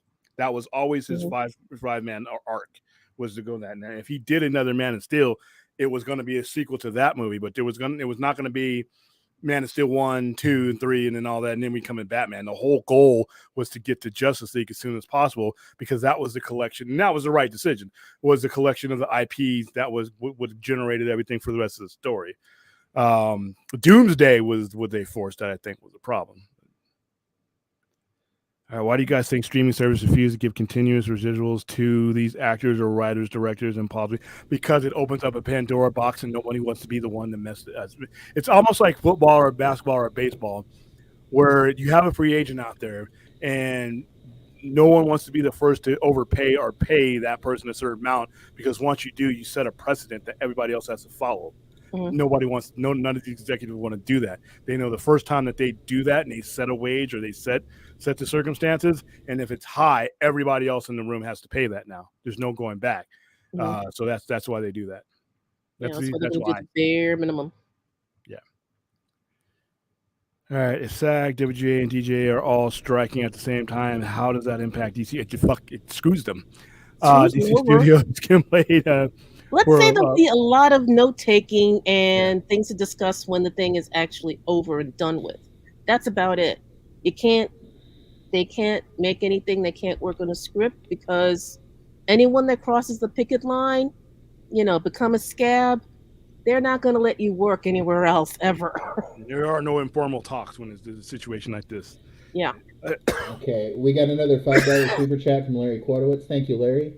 He says Snyder said they even forced the title on him. He wanted to call it something like Son of Sons versus Knight of Night or something like that, hence Luther's speech. Yeah, and they gave him Dawn of Justice. Yeah, that is true. But as far as like where Batman falls in, that was supposed to happen. And then the next movie was supposed to be Justice League, but not the bastardized version we got. But Yeah,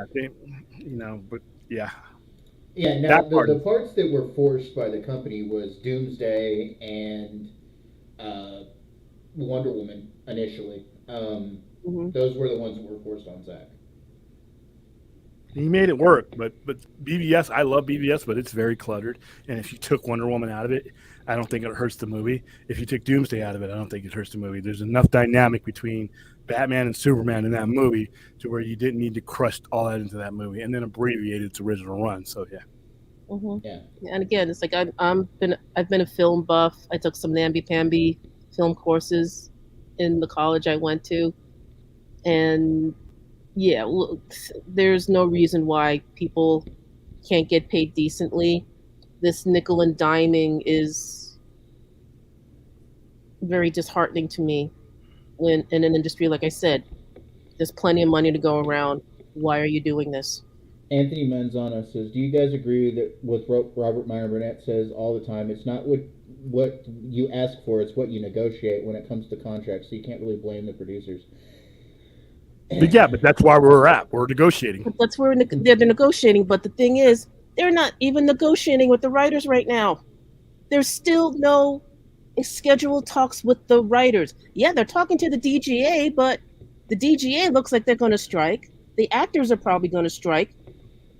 They're supposed to be in talks with the actors this month, but at the rate things are going, all three guilds have to look out for each other because, like I said, a lot of them,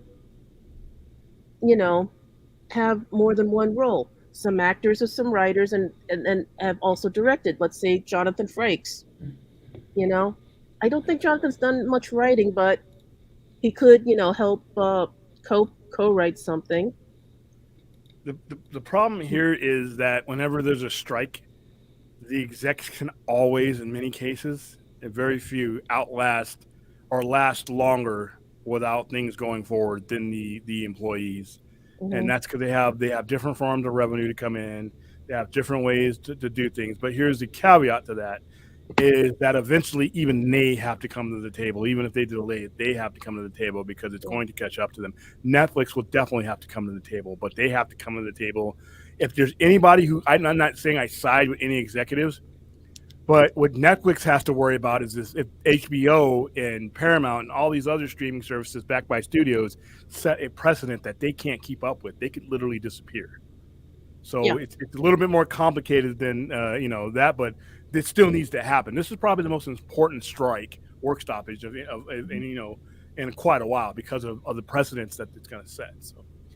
JR Server here says, question, by the way, after Zaslav got booed at that commencement speech and some of his comments on the strike, I don't think he's going to be sticking around WBD long term. What are your thoughts? He's 67, 68 years old. I don't think he wants to do this into his mid-70s. He's got a ton of money.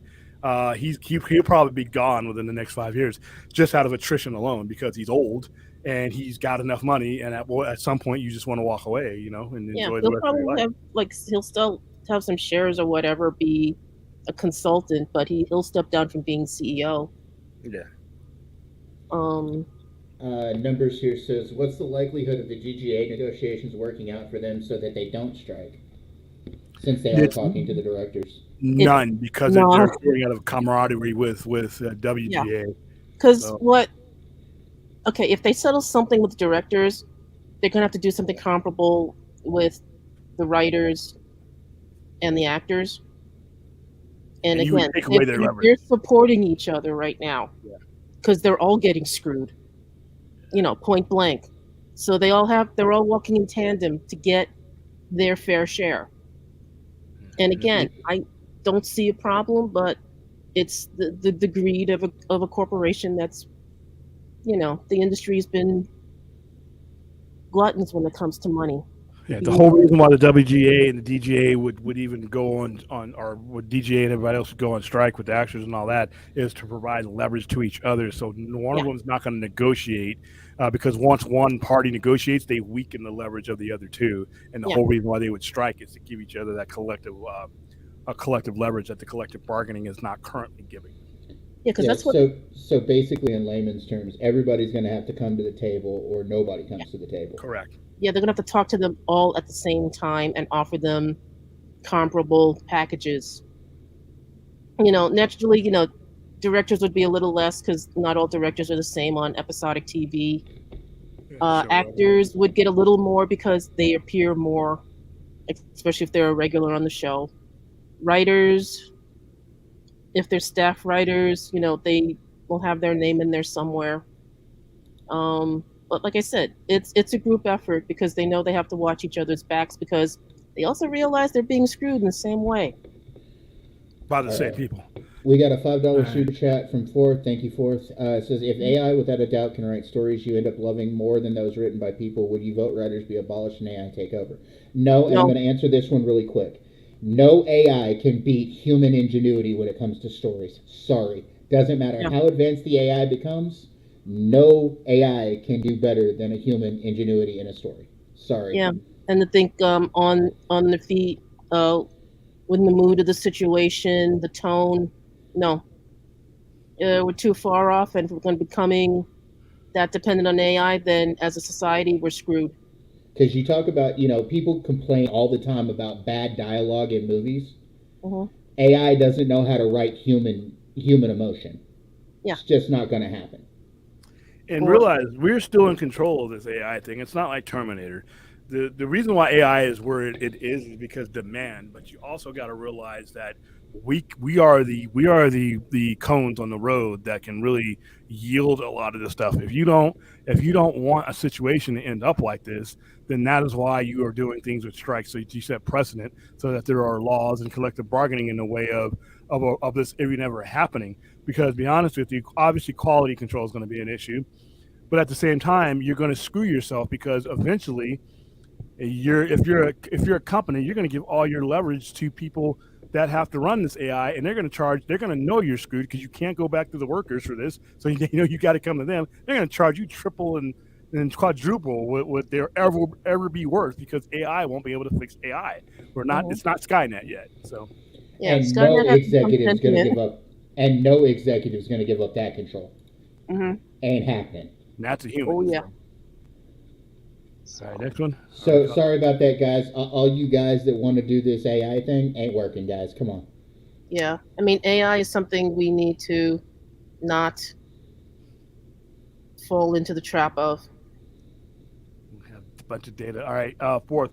I actually have an anime section that I'm putting together, and I have an advisor that's helping me order stuff and get stuff up. I'm staring at it right now where it's going to be. Yeah, we get a lot of. I stay out of manga for a while because we have places here in town that have direct shipping routes to these things, and they kill me on discounts. But what I found over the last couple of years is that my tourists are not willing to go to Chinatown, Spring Mountain, and all that areas. They're within, they want to stay within 10 miles. So I've the demand, Pokemon, all kinds of stuff that I had not carried before. I generally don't like to have anything in my walls that I'm not a subject matter expert in. If you walk into my store and you point to anything in the store, I am a subject matter expert of everything that's in my store, which is why I stayed away from anime so long because I'm just not one. But now I have an advisor. I have somebody who's going to work those issues for me. And so, yeah, within the next 3 or 4 months, we're going to have a fully stocked anime section. Okay, fourth $1,000, $5 super chat. Thank you, fourth. Sorry, that's not what I asked. Hypothetically, if AI could outright people, would you abolish human writers? And again, no. Still the same answer, though. That's still the same question, fourth. No, I would not abolish human writers. Because AI will never outright us.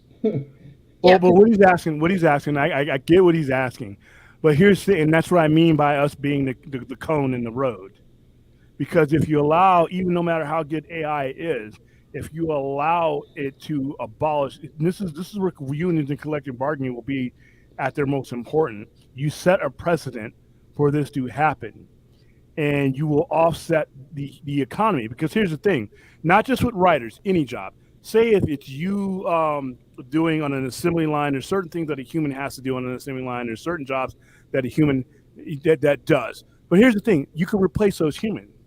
AI and robots don't put into the society. It's a circle of financial life. If you put all the humans out of their job and it's just AI, those human beings can no longer contribute to society, and you have a financial imbalance. You'd have to take out capitalism, and the people who put the AI in place are not going to disrupt the system that gave them the ability to do that. So everything would have to go full circle. If you wipe out the jobs that an AI could take over, the guy at the top is going to get screwed. The guy running Walmart only exists because there's poor people to buy their cheap stuff at Walmart. You have to have a feeder, you know what I mean? So. Yeah, because one of the things that the writers were talking about is they don't want studio executives, using AI to write a script with a culmination of everything in its database, and then have, a writer spiff it up for the show. That's not what they want. They still want a writer's room with human beings writing everything, not, someone just to proofread what the AI did. So that's another issue. They don't want totally generated scripts from an AI. they don't want that at all. By the way, more a comment, but doesn't Justice League BTS stuff make AI conversation more relevant? If the old WB suits could have done that with AI, I think they would likely have. No, they would have gotten Um, sued. They would have gotten sued because they were going to AI sue. at that point, the AI at that point would have been basing it on intellectual writings and properties that someone else was contracted to do. You would have been in breach of contract. Yeah, Zack and Snyder again, could have sued them. yeah, this And is what. Go ahead. No, I'll say what I need to say after you say it. Go ahead. No, you said. Go ahead. Okay, so this is again going to be another rant from Fade. 60 years ago, Frank Herbert wrote about this in the Dune books, talking about people leaning too much on AI and on thinking machines. And I'm not talking about it from the level of, oh, they're going to take us over. Look, if we as humans put too much dependence on thinking AI, we lose. We don't win in any way. We lose by losing consideration. We lose by people losing the money made. We lose by the people controlling the AI taking control, like William said. We lose many different ways depending on this AI. So putting too much of your faith into AI, I wouldn't do it, guys. Telling you. You're going to end up in a situation where the thinking machines and the people who control the thinking machines outthink us. Yeah, because Just I mean, saying. AI is already being used for the wrong reasons, like the deep fakes right now that are going on that people aren't fact checking and aren't not using. You know, the common lazy element of humans is going to prevail, and that's not our strongest point. Okay. AI would be good for some things, but I even hear, some people are using it for term papers and stuff, and that's not right. That I you heard have to people do using it it on in your legal own. cases. Yeah, and yeah, you're going to get sued. Okay, Anthony question. Manzano says, "Is there a way you could mix human writers with AI, or do you think that's what the writers are trying to avoid? To feel the way they eventually the AI is going to replace them." Well, Yeah, the human has to be the dominant person in the format. yeah, It's like me using a computer. I'm using intelligence. I'm using my computer. But what cannot happen is that the AI become the dominant creative force. I yeah. don't think that's what the legal and there are laws you can put into place to stop that from happening. Yeah, the technology will always be there. Just like the car, you have the car as a technology, right? But it has to be used within the law. You can't run people down on the sidewalk or you're going to jail. Just because the technology is there doesn't mean that there are not rules that can be put in place to govern that technology. And that's what a Hmm. lot of this is all about. Yeah, no, And AI is Larry says it well right here. It has to be a tool, yeah, a tool and not a nothing else. control. But this is like right now, the lazy student using AI to write their term paper. That person isn't learning anything. They just spewed in, tossed in a couple of facts, had the computer look it all up, and had the AI write a paper, that they probably don't even comprehend themselves. And you know what? Mankind is going to get, just like I always say that bookstores and record stores and all these things will come back. They'll kind of come back because mankind wants more. They will not accept that. They will not accept the life, because you're just basically sucking the life out of living, the creativity out of living. And if people get the sense that they are being dictated to by machines, they'll respond in ways that will shut a lot of that down. It's not all like science fiction and Terminator. We control a lot of this. A lot of what AI is here because we demanded it be here. Just like the other stuff disappears, bookstores disappeared, all these things disappeared because the human being demanded something else. But the human being is the most important part of all of this. We can demand something contrary to what is being laid out for us by AI. We can make the rules, we can make the laws, we can make the precedents like this to where these things A don't happen, or B, the people who are the consumers understand the ramifications of them happening. Do you want this? Right now, it's a job of the union, the WGA, and everybody else, and any other union that could fall victim to AI is not to go on behalf of them and their own jobs, to go on behalf of the general public and ask them a legitimate question: is this what you want? Is this what you want? And then the consumer will control it from there. Yeah. All right, next one. Older question. Do you think you a think- movie like Cloverfield is going to become a cult classic in science fiction community the longer we get away from it, or is it still going to be hated, William? No, it's a cult classic now. It's not really hated.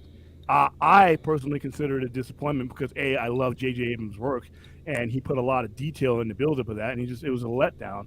But no, it's already a cult classic. It's a good movie. When I knock Cloverfield, I knock it based on the fact that what I watch a movie for wasn't there. The relatability that I watch a film for when it comes to people dealing with issues wasn't there. These people were morons. All right, that's where I have a problem in it because when I can know, no matter what the backdrop is, science fiction, fantasy, no matter what it is, the relatability to even the Spider-Man movie, everything about what makes that Spider-Man movie great is relatability. Blade Runner, and Blade Runner 2049 are set within the backdrop of a futuristic storyline, but that's not the main point of the story. The main point of the story is what is human. And when you get to 2049, Officer K is doing the same things and getting through the same things that we have to do every day in our jobs. Our jobs don't define us, but we do them. We want companionship. That's what those things are about, and that's why even though he's in a non-existent fictional background, I can still relate to Officer K. I cannot relate to any of those dummies in Cloverfield. I can't do it. I'm rooting for them to die just because if they live, that's an insult to every other intelligent horror movie. So that's my issues with it. But people love it. I just don't. All right, next one. Speaking of Mario making bank, I'm here, William. I've been playing Zelda Tears of the Kingdom the last 2 days, and it reminds me of how deep a Zelda movie could be. Yes, I would love a Zelda movie, a good one. I never played Zelda. Sorry. And with Nintendo going with this Nintendo connected universe thing, I think they may do a Zelda movie eventually. Okay, so watch the OG Predator today and realize for the first time how interesting it is that the yacht is so advanced with weapons, space travel, etc., but also very primitive, hunting being their priority. That's the good combination of those characters. I mean, that's what makes them so interesting. It's not sport. Yeah, they want it to be sport. They could kill a guy. They could just sit there, and they have rules too. Like they won't attack someone who is not a threat to them and is not armed, and they won't, like, if the woman's pregnant, they can scan that, they'll leave her alone. They have rules, and they could wipe us all out, but there's a sport to it, and there's a code of honor that they have about them. But yeah, it's a great contrast, especially when you watch Predator 2 or when you watch Prey. So yeah. Okay, so we have a $10 super chat. Thank you, Fourth. Let's say now you're a producer and AI can easily give you a great script for a superhero movie, but the writers of She-Hulk say they want to write it. Who would you, with a job on the line, go with? The writers. Again, how many times can we answer the same question? Yeah, and let's think in the macro, Fourth. We're talking about producer and writer. I'm talking about the macro employee, employer, company, and people. Every employee of a company feeds into the global economy. If you eliminate them, let's just think on greed alone. Let's just think of greed. Gordon Gekko. Greed is great, right? If you eliminate the consumer or his way to make money, who's buying the stuff that the AI is producing? You've destroyed your consumer. That's your main reason not to do this. That's Go ahead, Stella. You jumped up to say something. Okay, again, Star Trek references. The menagerie, the Telosians. They're a race of people so engrossed in illusion. They don't know how to repair their own machines from their ancestors. They destroyed their own planet. Do you want to become that? Yeah, it's hypothetical. Yeah, it's fiction. But why rely on a computer to do something you can do yourself? And that okay, whatever product you're producing has to be purchased by someone. If you set a precedent where that consumer doesn't have a job anymore, then there's no purpose for the AI. I mean, Fourth, are you just doing this for devil's advocate's sake, or do you want AI to take over for everything for us? He does this a lot. It's a legitimate. I talked in person. This is a legitimate question, and this is a good question to ask. He's asking the right question, and it's the answer that is going to perplex us because, like in my opinion, like I said, you go through all these cutting of the corners to produce a product that no one can buy now because they don't have any jobs. Yeah. And that's ultimately the problem. And it's like I said earlier, if we lean too much on Thank you the for AI, that fourth for $10 support. Thank you. thank you for the support, by the way. But look, if you lean too much into the AI, then you're either controlled by AI, and then you forget what you basically lose skills. Okay, the war against the thinking machines in Dune wasn't because the machines took over. It was because the people lost skills because of the thinking machines. Okay? We lose skills, but we also lose control to the people who control the thinking machines because, like William said before, somebody's always going to be behind the AI. But the thing is not everybody will be. And if you lose control to just a small amount of people who are controlling the machines, then what do you have? You know what I'm saying? Like, you have nothing. And again, William just said, if you take away all of this stuff and you take away those people who are the writers who make the money, if you take away their ability to make money, who are you making this stuff for? Because who's going to pay for it? Nobody. Yeah. Because we're all going to be out of money. If we allow the machines to take over and do these jobs, and we take the human element out of it, then only an even smaller handful of people are making the money, and then none of us are. Yeah, because right now, we refer to Shakespeare all the time. Philosophers of Greece. The current bard is Lin-Manuel Miranda with Hamilton. You're going to trust AI to make something like Hamilton? You're going to trust AI to write Shakespeare? I don't think so. Because they all depend on human interest, human reaction, the human condition. And we go back to what forces a question a little bit depth is that if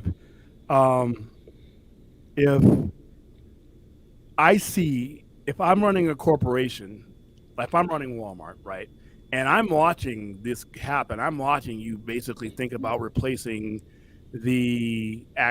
everything with AI. And I know it's not going to stop there. I know eventually that my company is going to want to do it to cut costs.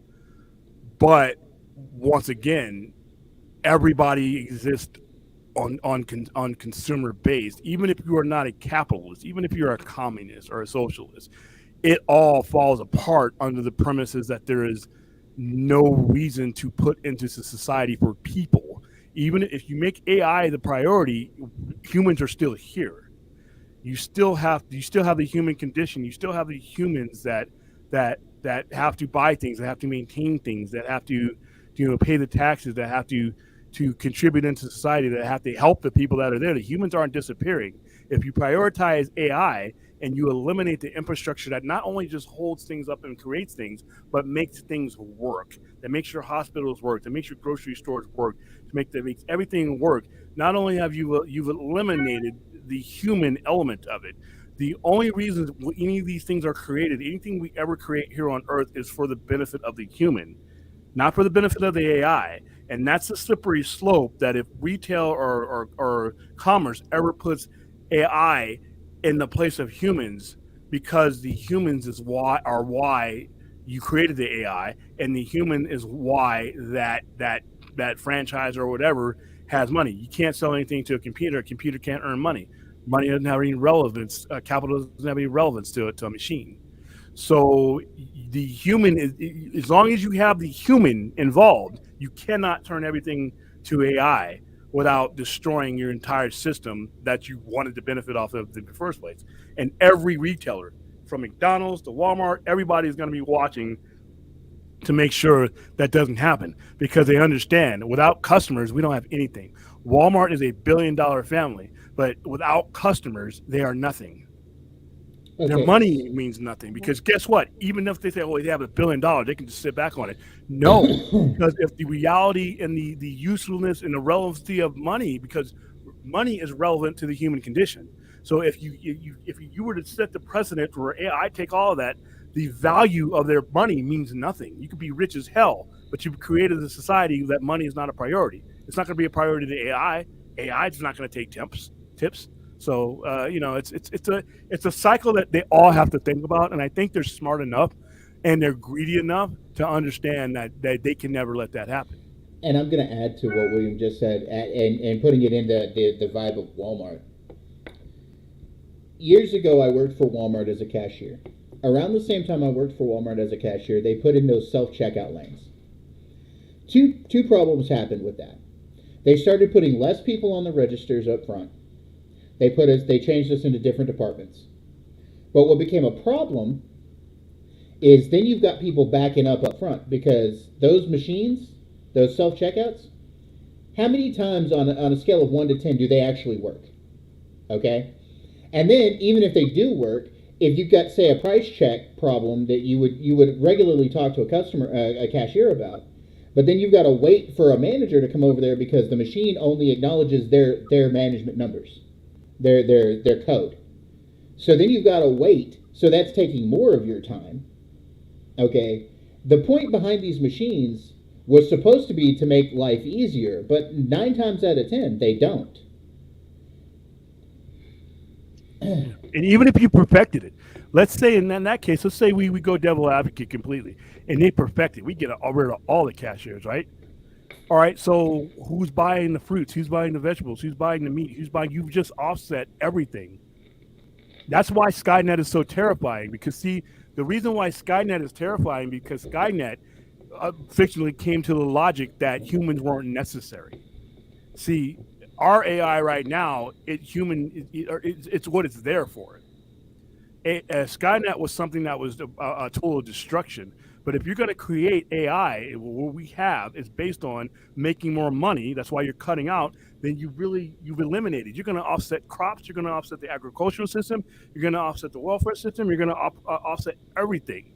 Nothing will move. Nothing will work because you've unbalanced things. It's like souping up a car, right? Dave has a Corvette. He's putting his car together, but he's put so much technology in it that he can't get in the car anymore. Now the car is useless, and that's what AI will be.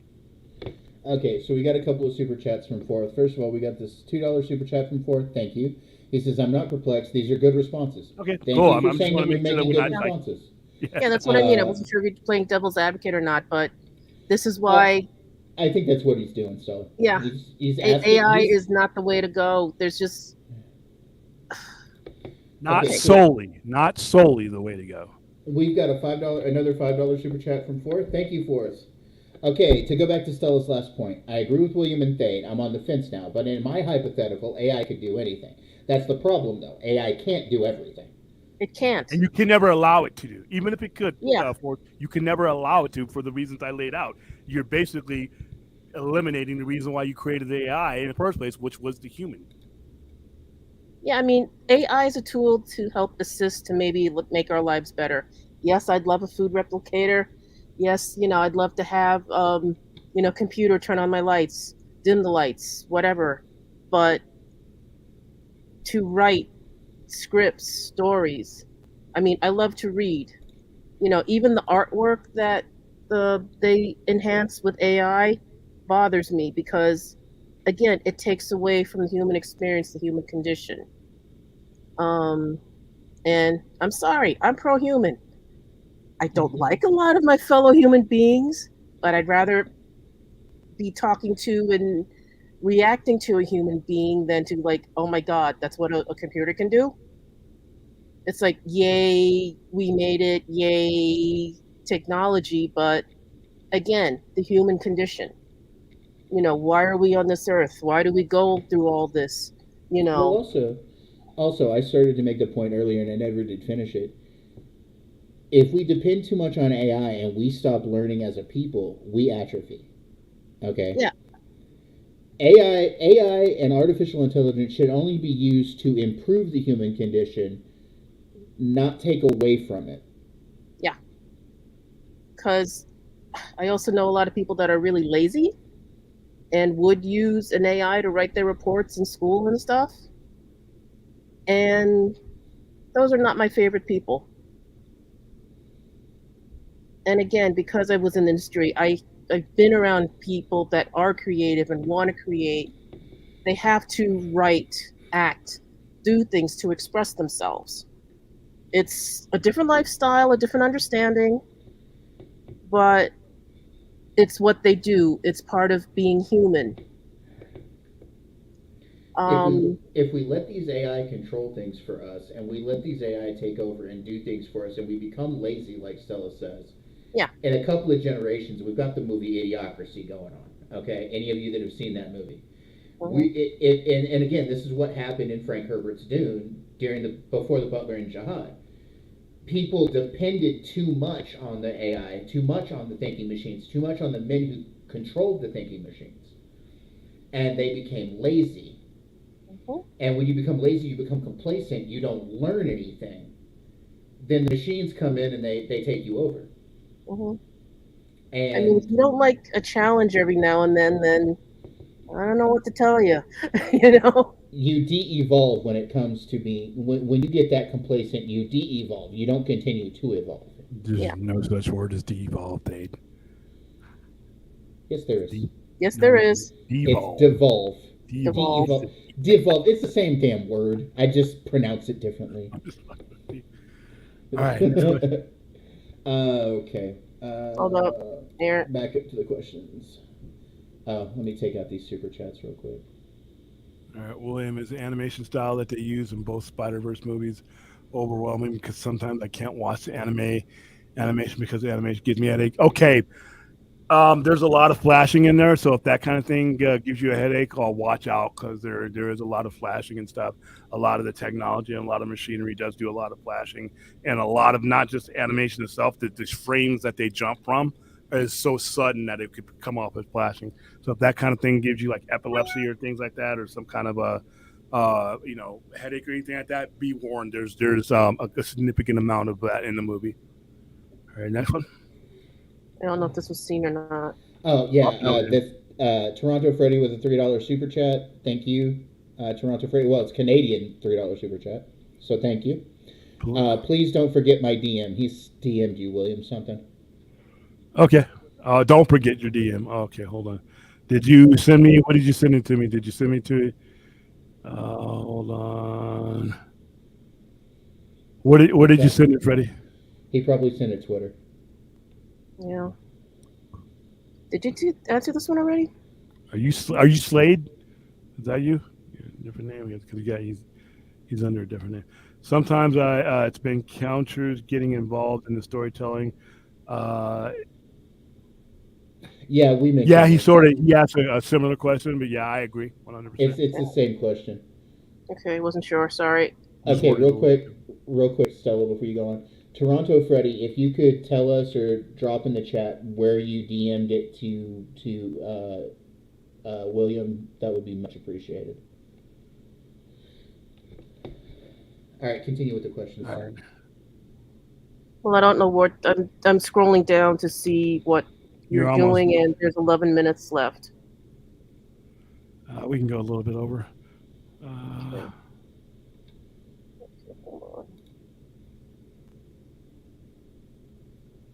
Okay, William, you mentioned hearing a bit about the Flash end credit leaks. I know you can't reveal them, but can't help but ask, do they sound cool? LOL. I've ignored them. I'm sorry. I've ignored them because I think they're baseless. I think that the way that they're the steps that they've taken to make sure that no one saw these movies, I don't think most of these people have seen them because they won't see the full movie until 4 days before it gets released to us. And I think that they have potentially, if they weren't going to show it, leak it at CinemaCon and at the screens that we were at, I don't think that a lot of the people are telling the truth. In my opinion, I'm not going to believe them until I actually see it. So sorry. All right, next one. Next. Looking. And what was your movie theater experience when you saw Independence Day Resurgence, William? Disappointing, and the whole theater was disappointing. It was such a bad movie from the start, middle, and finish and you've been waiting. I've been waiting literally 20 years to see the sequel, and it was an absolute disaster, a tangle of a movie. It was bad. And I say the same. The theater, I know that the theater I went to, there weren't that many people there. I was excited to see the movie because, like William said, we'd waited 20 years for that movie, but it just in the end, there weren't enough people to fill a theater even with that movie. and I saw it in a packed house, and everybody was pissed off. So it's just a horrible movie. I think there were maybe 4 people, and I went opening weekend. There were maybe 4 people in my theater to see that movie. Yeah, you got a smart audience because mine was like we were so disappointed. All right, next one. I don't know if this is a repeat. Yeah, I it want to was- watch. No, yeah, it we was just really- it was just answer. we Yeah, just answered yeah. that. Watch out for In that that. case, we're caught up because there's something going on with my computer and it's having trouble scrolling back and forth. Let me see. Okay, I think only we see are. one more question we have, and I'll go ahead and bring it up, Stella, since you're having trouble. Thank you. William and Thade, what would the Madam Web and Craven the Hunter movies have to do to be actually great movies, not just okay, not just good, but great? They would have to make sense. Their placement in their existence would have to make sense. They don't have to be great individually. They just have to. They have to be a relevant part of the story that they're telling. Aside from that, good acting. I heard the trailer and some of the scenes that they've seen from what people saw at CinemaCon for Craven is really hardcore stuff that I'm into. They Oh just yeah, have to be I was gonna mention that to you, William, back when I was biting gonna the nose do off, the you know? CinemaCon stuff. Yeah, Yeah. they say that movie is gonna be bloody as hell, and it's Yeah. rated R. So So yeah, I think there are two things. It has to all eventually make sense, especially with Madam Web, and then be true to the characters that they are. I mean, be true to the spirit of K. Do what they've done with Miles. The reason why the Spider-Verse movies are so good is that they're true to these characters and the relatability of these characters. I want to see Craven the Hunter, and just give them to me. And I think if they do that, they'll be fine. And they'll make those movies great. also, William, I just wanted to point out today, information broke on the how the MCU is going to move forward with their R-rated movies. There are 4 properties currently right now in the MCU that are going to hold R ratings. Daredevil Born Again is going to hold an R rating. The Deadpool 3 movie. The Punisher property that they're working on right now, and there was one other, and I can't remember it off the top of my head. But they've released now that they are actually going to do R-rated MCU stuff, so it is official. Well, they're on streaming though, right? So it'd be R-rated on like TVMA things like that. No. Well, Deadpool is. Deadpool's getting released theatrically. And there were 2 properties that were going to be streaming and 2 properties that were going to be released to theaters that are getting R ratings. Midnight Suns was the other one that's going to get an R rating. I still, even though they've announced this, I will still have to wait to see it. It just doesn't fit their business model. One of the main reasons why the MCU has been so successful is because it's been accessible to everybody. And once you start slapping R's on things, especially when there's ways to do it without being an R-rated, I'm wondering if it affects their numbers. Will they change course? But we'll just have to wait and see. All right, where are we at? Next one.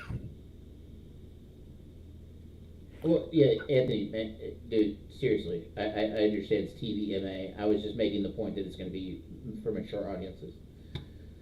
Also, there's no way on earth that Blade doesn't get delayed again because of the strike. Do you think at some point Mahershala Ali might just walk? No. No, because this is not their fault. I mean, the strike is not any particular studio's fault. That's just part of the business.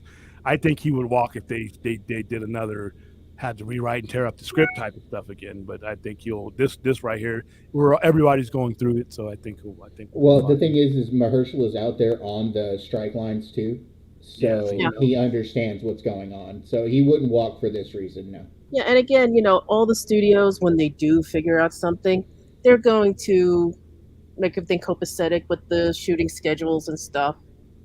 I mean, plain and simple, things are just going to probably pushed back, a year or two, depending on how long this lasts. And here's the thing you guys have to remember too, is once those negotiations are made and everything's back on the table again, this is going to crash suddenly into everything's going to start getting produced again. So Yeah. There's going to be a glut when this comes back together. Yeah, I mean, everyone will be busily, happily back at work getting paid properly.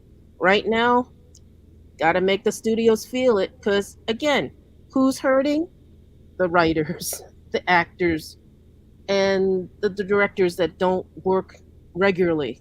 Okay, the ones that haven't paid off their mortgage, the ones that are still living month to month. Those are the ones that are hurting.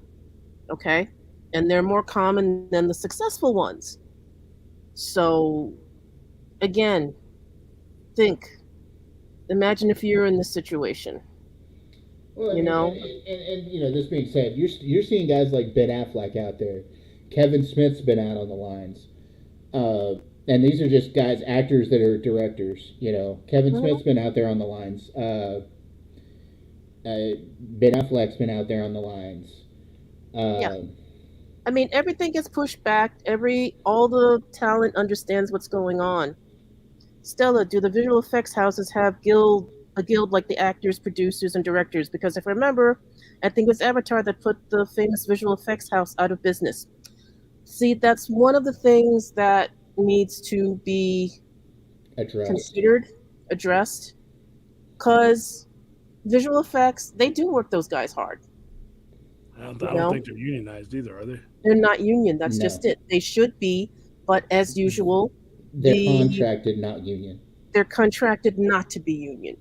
And if they were, there are too many places.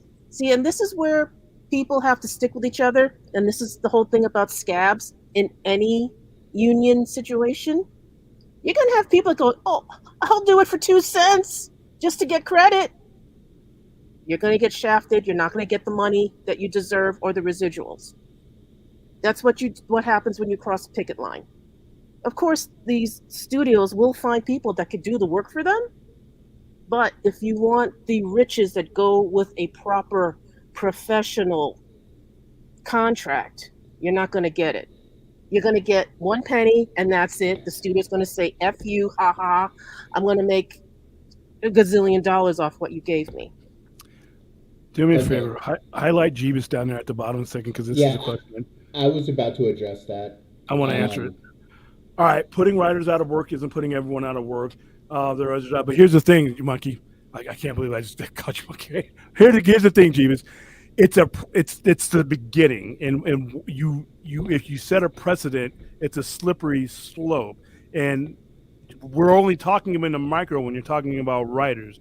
But AI isn't something that just affects writers. We're talking about, and we're looking at this through the lens of AI right now, but it's a much more bigger thing, because every person running a company that is considering doing things to increase their bottom line is thinking about this. This isn't just a writer's thing. This is just an entertainment thing. This is a consumer and provider relationship. So yeah, in the micro that we're talking about right now, you're correct. But in the macro, that it affects everything. AI is just not going to stop with entertainment. Anything that requires commerce, this question has to be asked and answered. The visual effects houses are Watch, WWE's, Kohl's. They're performers, independent contractors.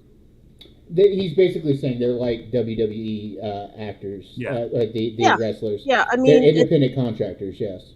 Yeah, they deliberately lowball each other to get the contract just so they have the bragging rights. But again, they won't get credits, they won't get residuals. But my name will be on it. They might not even put your name on it if you didn't put it in the contract and you stipulate it.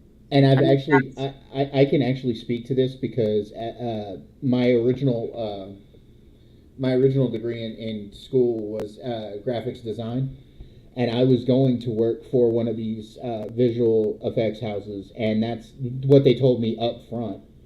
You're an independent contractor, so you have to put your own contract on the line. You have to know what you want up front, otherwise you're going to get screwed. Yeah, and the same thing with artists. I forgot the poor guy's name, but back in the day when the TV show Beauty and the Beast was on with Ron Perlman and Linda Hamilton, there was a guy in New York that did a beautiful caption of that show, and I'll be horrible. Creation Convention bought it for him for like $20. They made T-shirts and silk screens of that. They made money hand over fist. They didn't give him another penny outside of the $20 they paid him for the picture. And that's because he didn't know what to ask for in a contract. No, he didn't. And he didn't realize it until I asked him, because I had always seen him at the conventions. And he's like, no, I just sold it to them for like $20. And I'm like, what? And that's when he learned the hard way. Stella, this is one for you. Do you know of any WGA strike websites for donation or to bring awareness? Yes, I haven't brought them here because I just wanted to make sure. If you follow WGA on Twitter, there actually is an Actors Guild that's taking money for all of them. It helps pay for some meals while they're on strike, and possibly might be helping some with their rent. But I'll post them probably next week because I want to make sure everything's there. Yeah, as soon as we know those links are legitimate, we'll post them. Yeah. I can see this next question coming. Chappy. Independence Day resurgence or Howard the Duck? Independence Day was a disappointment. Howard the Duck is a disaster. So Independence Day. Okay, Vince. Vince is jumping on the wagon. Howard the Duck or Star Trek V: The Final Frontier. Was going to show you both on 4K if there was a call-in. No. Once again, one's a disappointment, but redeemable because we had Star Trek 6. So Star Trek 5 was sandwiched in between two of the better Star Trek movies ever made. There's nothing redeemable about Howard the Duck. Nothing. Yeah. Okay, so William, I have my own version of this. Old Howard the Duck or Seth Green Howard the Duck in the MCU? Seth Green. If they made a Howard the Duck movie with Seth Green and say Man-Thing, would you watch it? Oh, in a heartbeat. I will be watching the movie I should have gotten 30 some odd years ago. And that might help cleanse my brain of ever seeing that version of Howard the Duck. That's an easy one. No, cat, no. Catwoman is watchable. And we are Catwoman is caught up. watchable. It's bad, but it's watchable. I can't sit through 10 minutes of Howard the Duck these days. And we are caught up, and it is 12:03 a.m. Yeah, current version of Howard the Duck I do it. All right, guys. I think we've covered all the thumbnails. Let's see. We covered all the thumbnails. We covered all the questions. We covered all the super chats. I completely annihilated, sorry, Chappie, your argument trying to redeem that very disappointing. Now, I will say, there is one of the Cloverfield movies that I thought was good, and that's 10 Cloverfield Lane. I love John Goodman in that movie. That's a fight for a different day, but he is terrifying. He chose to die on the hill of the 2007 or 2008, very disappointing one. Not a bad movie, not Howard the Duck, but very disappointing. Covered the questions, covered all of our topics. All right, and I'm starting to fade, so it is 12:04. We have Shepherd you in. Shepherd you, I can't talk. Shepherded you from what was Saturday, June 3rd into Sunday, June 4th. One of many non-NFL Sundays, unfortunately. I will see you guys again at some point tomorrow because I get off early, so I'll probably do a stream tomorrow. But I think we covered everybody. Tomorrow will just be Q&A, and then I don't know if I'm going to Transformers on Monday. If I do, I'll have a straight out of the theater reaction or straight to the office reaction about that one. But that's it. Thank you guys for being the best part of this whole YouTube experience. We will see you in some capacity soon. I'll definitely see you guys tomorrow. Until then, and know and our Saturday night show next week. So long and prosper. If prosper. For those of you who are not here with me, just take solace in the fact that I will be eating this. Yay! All right, guys. Yay.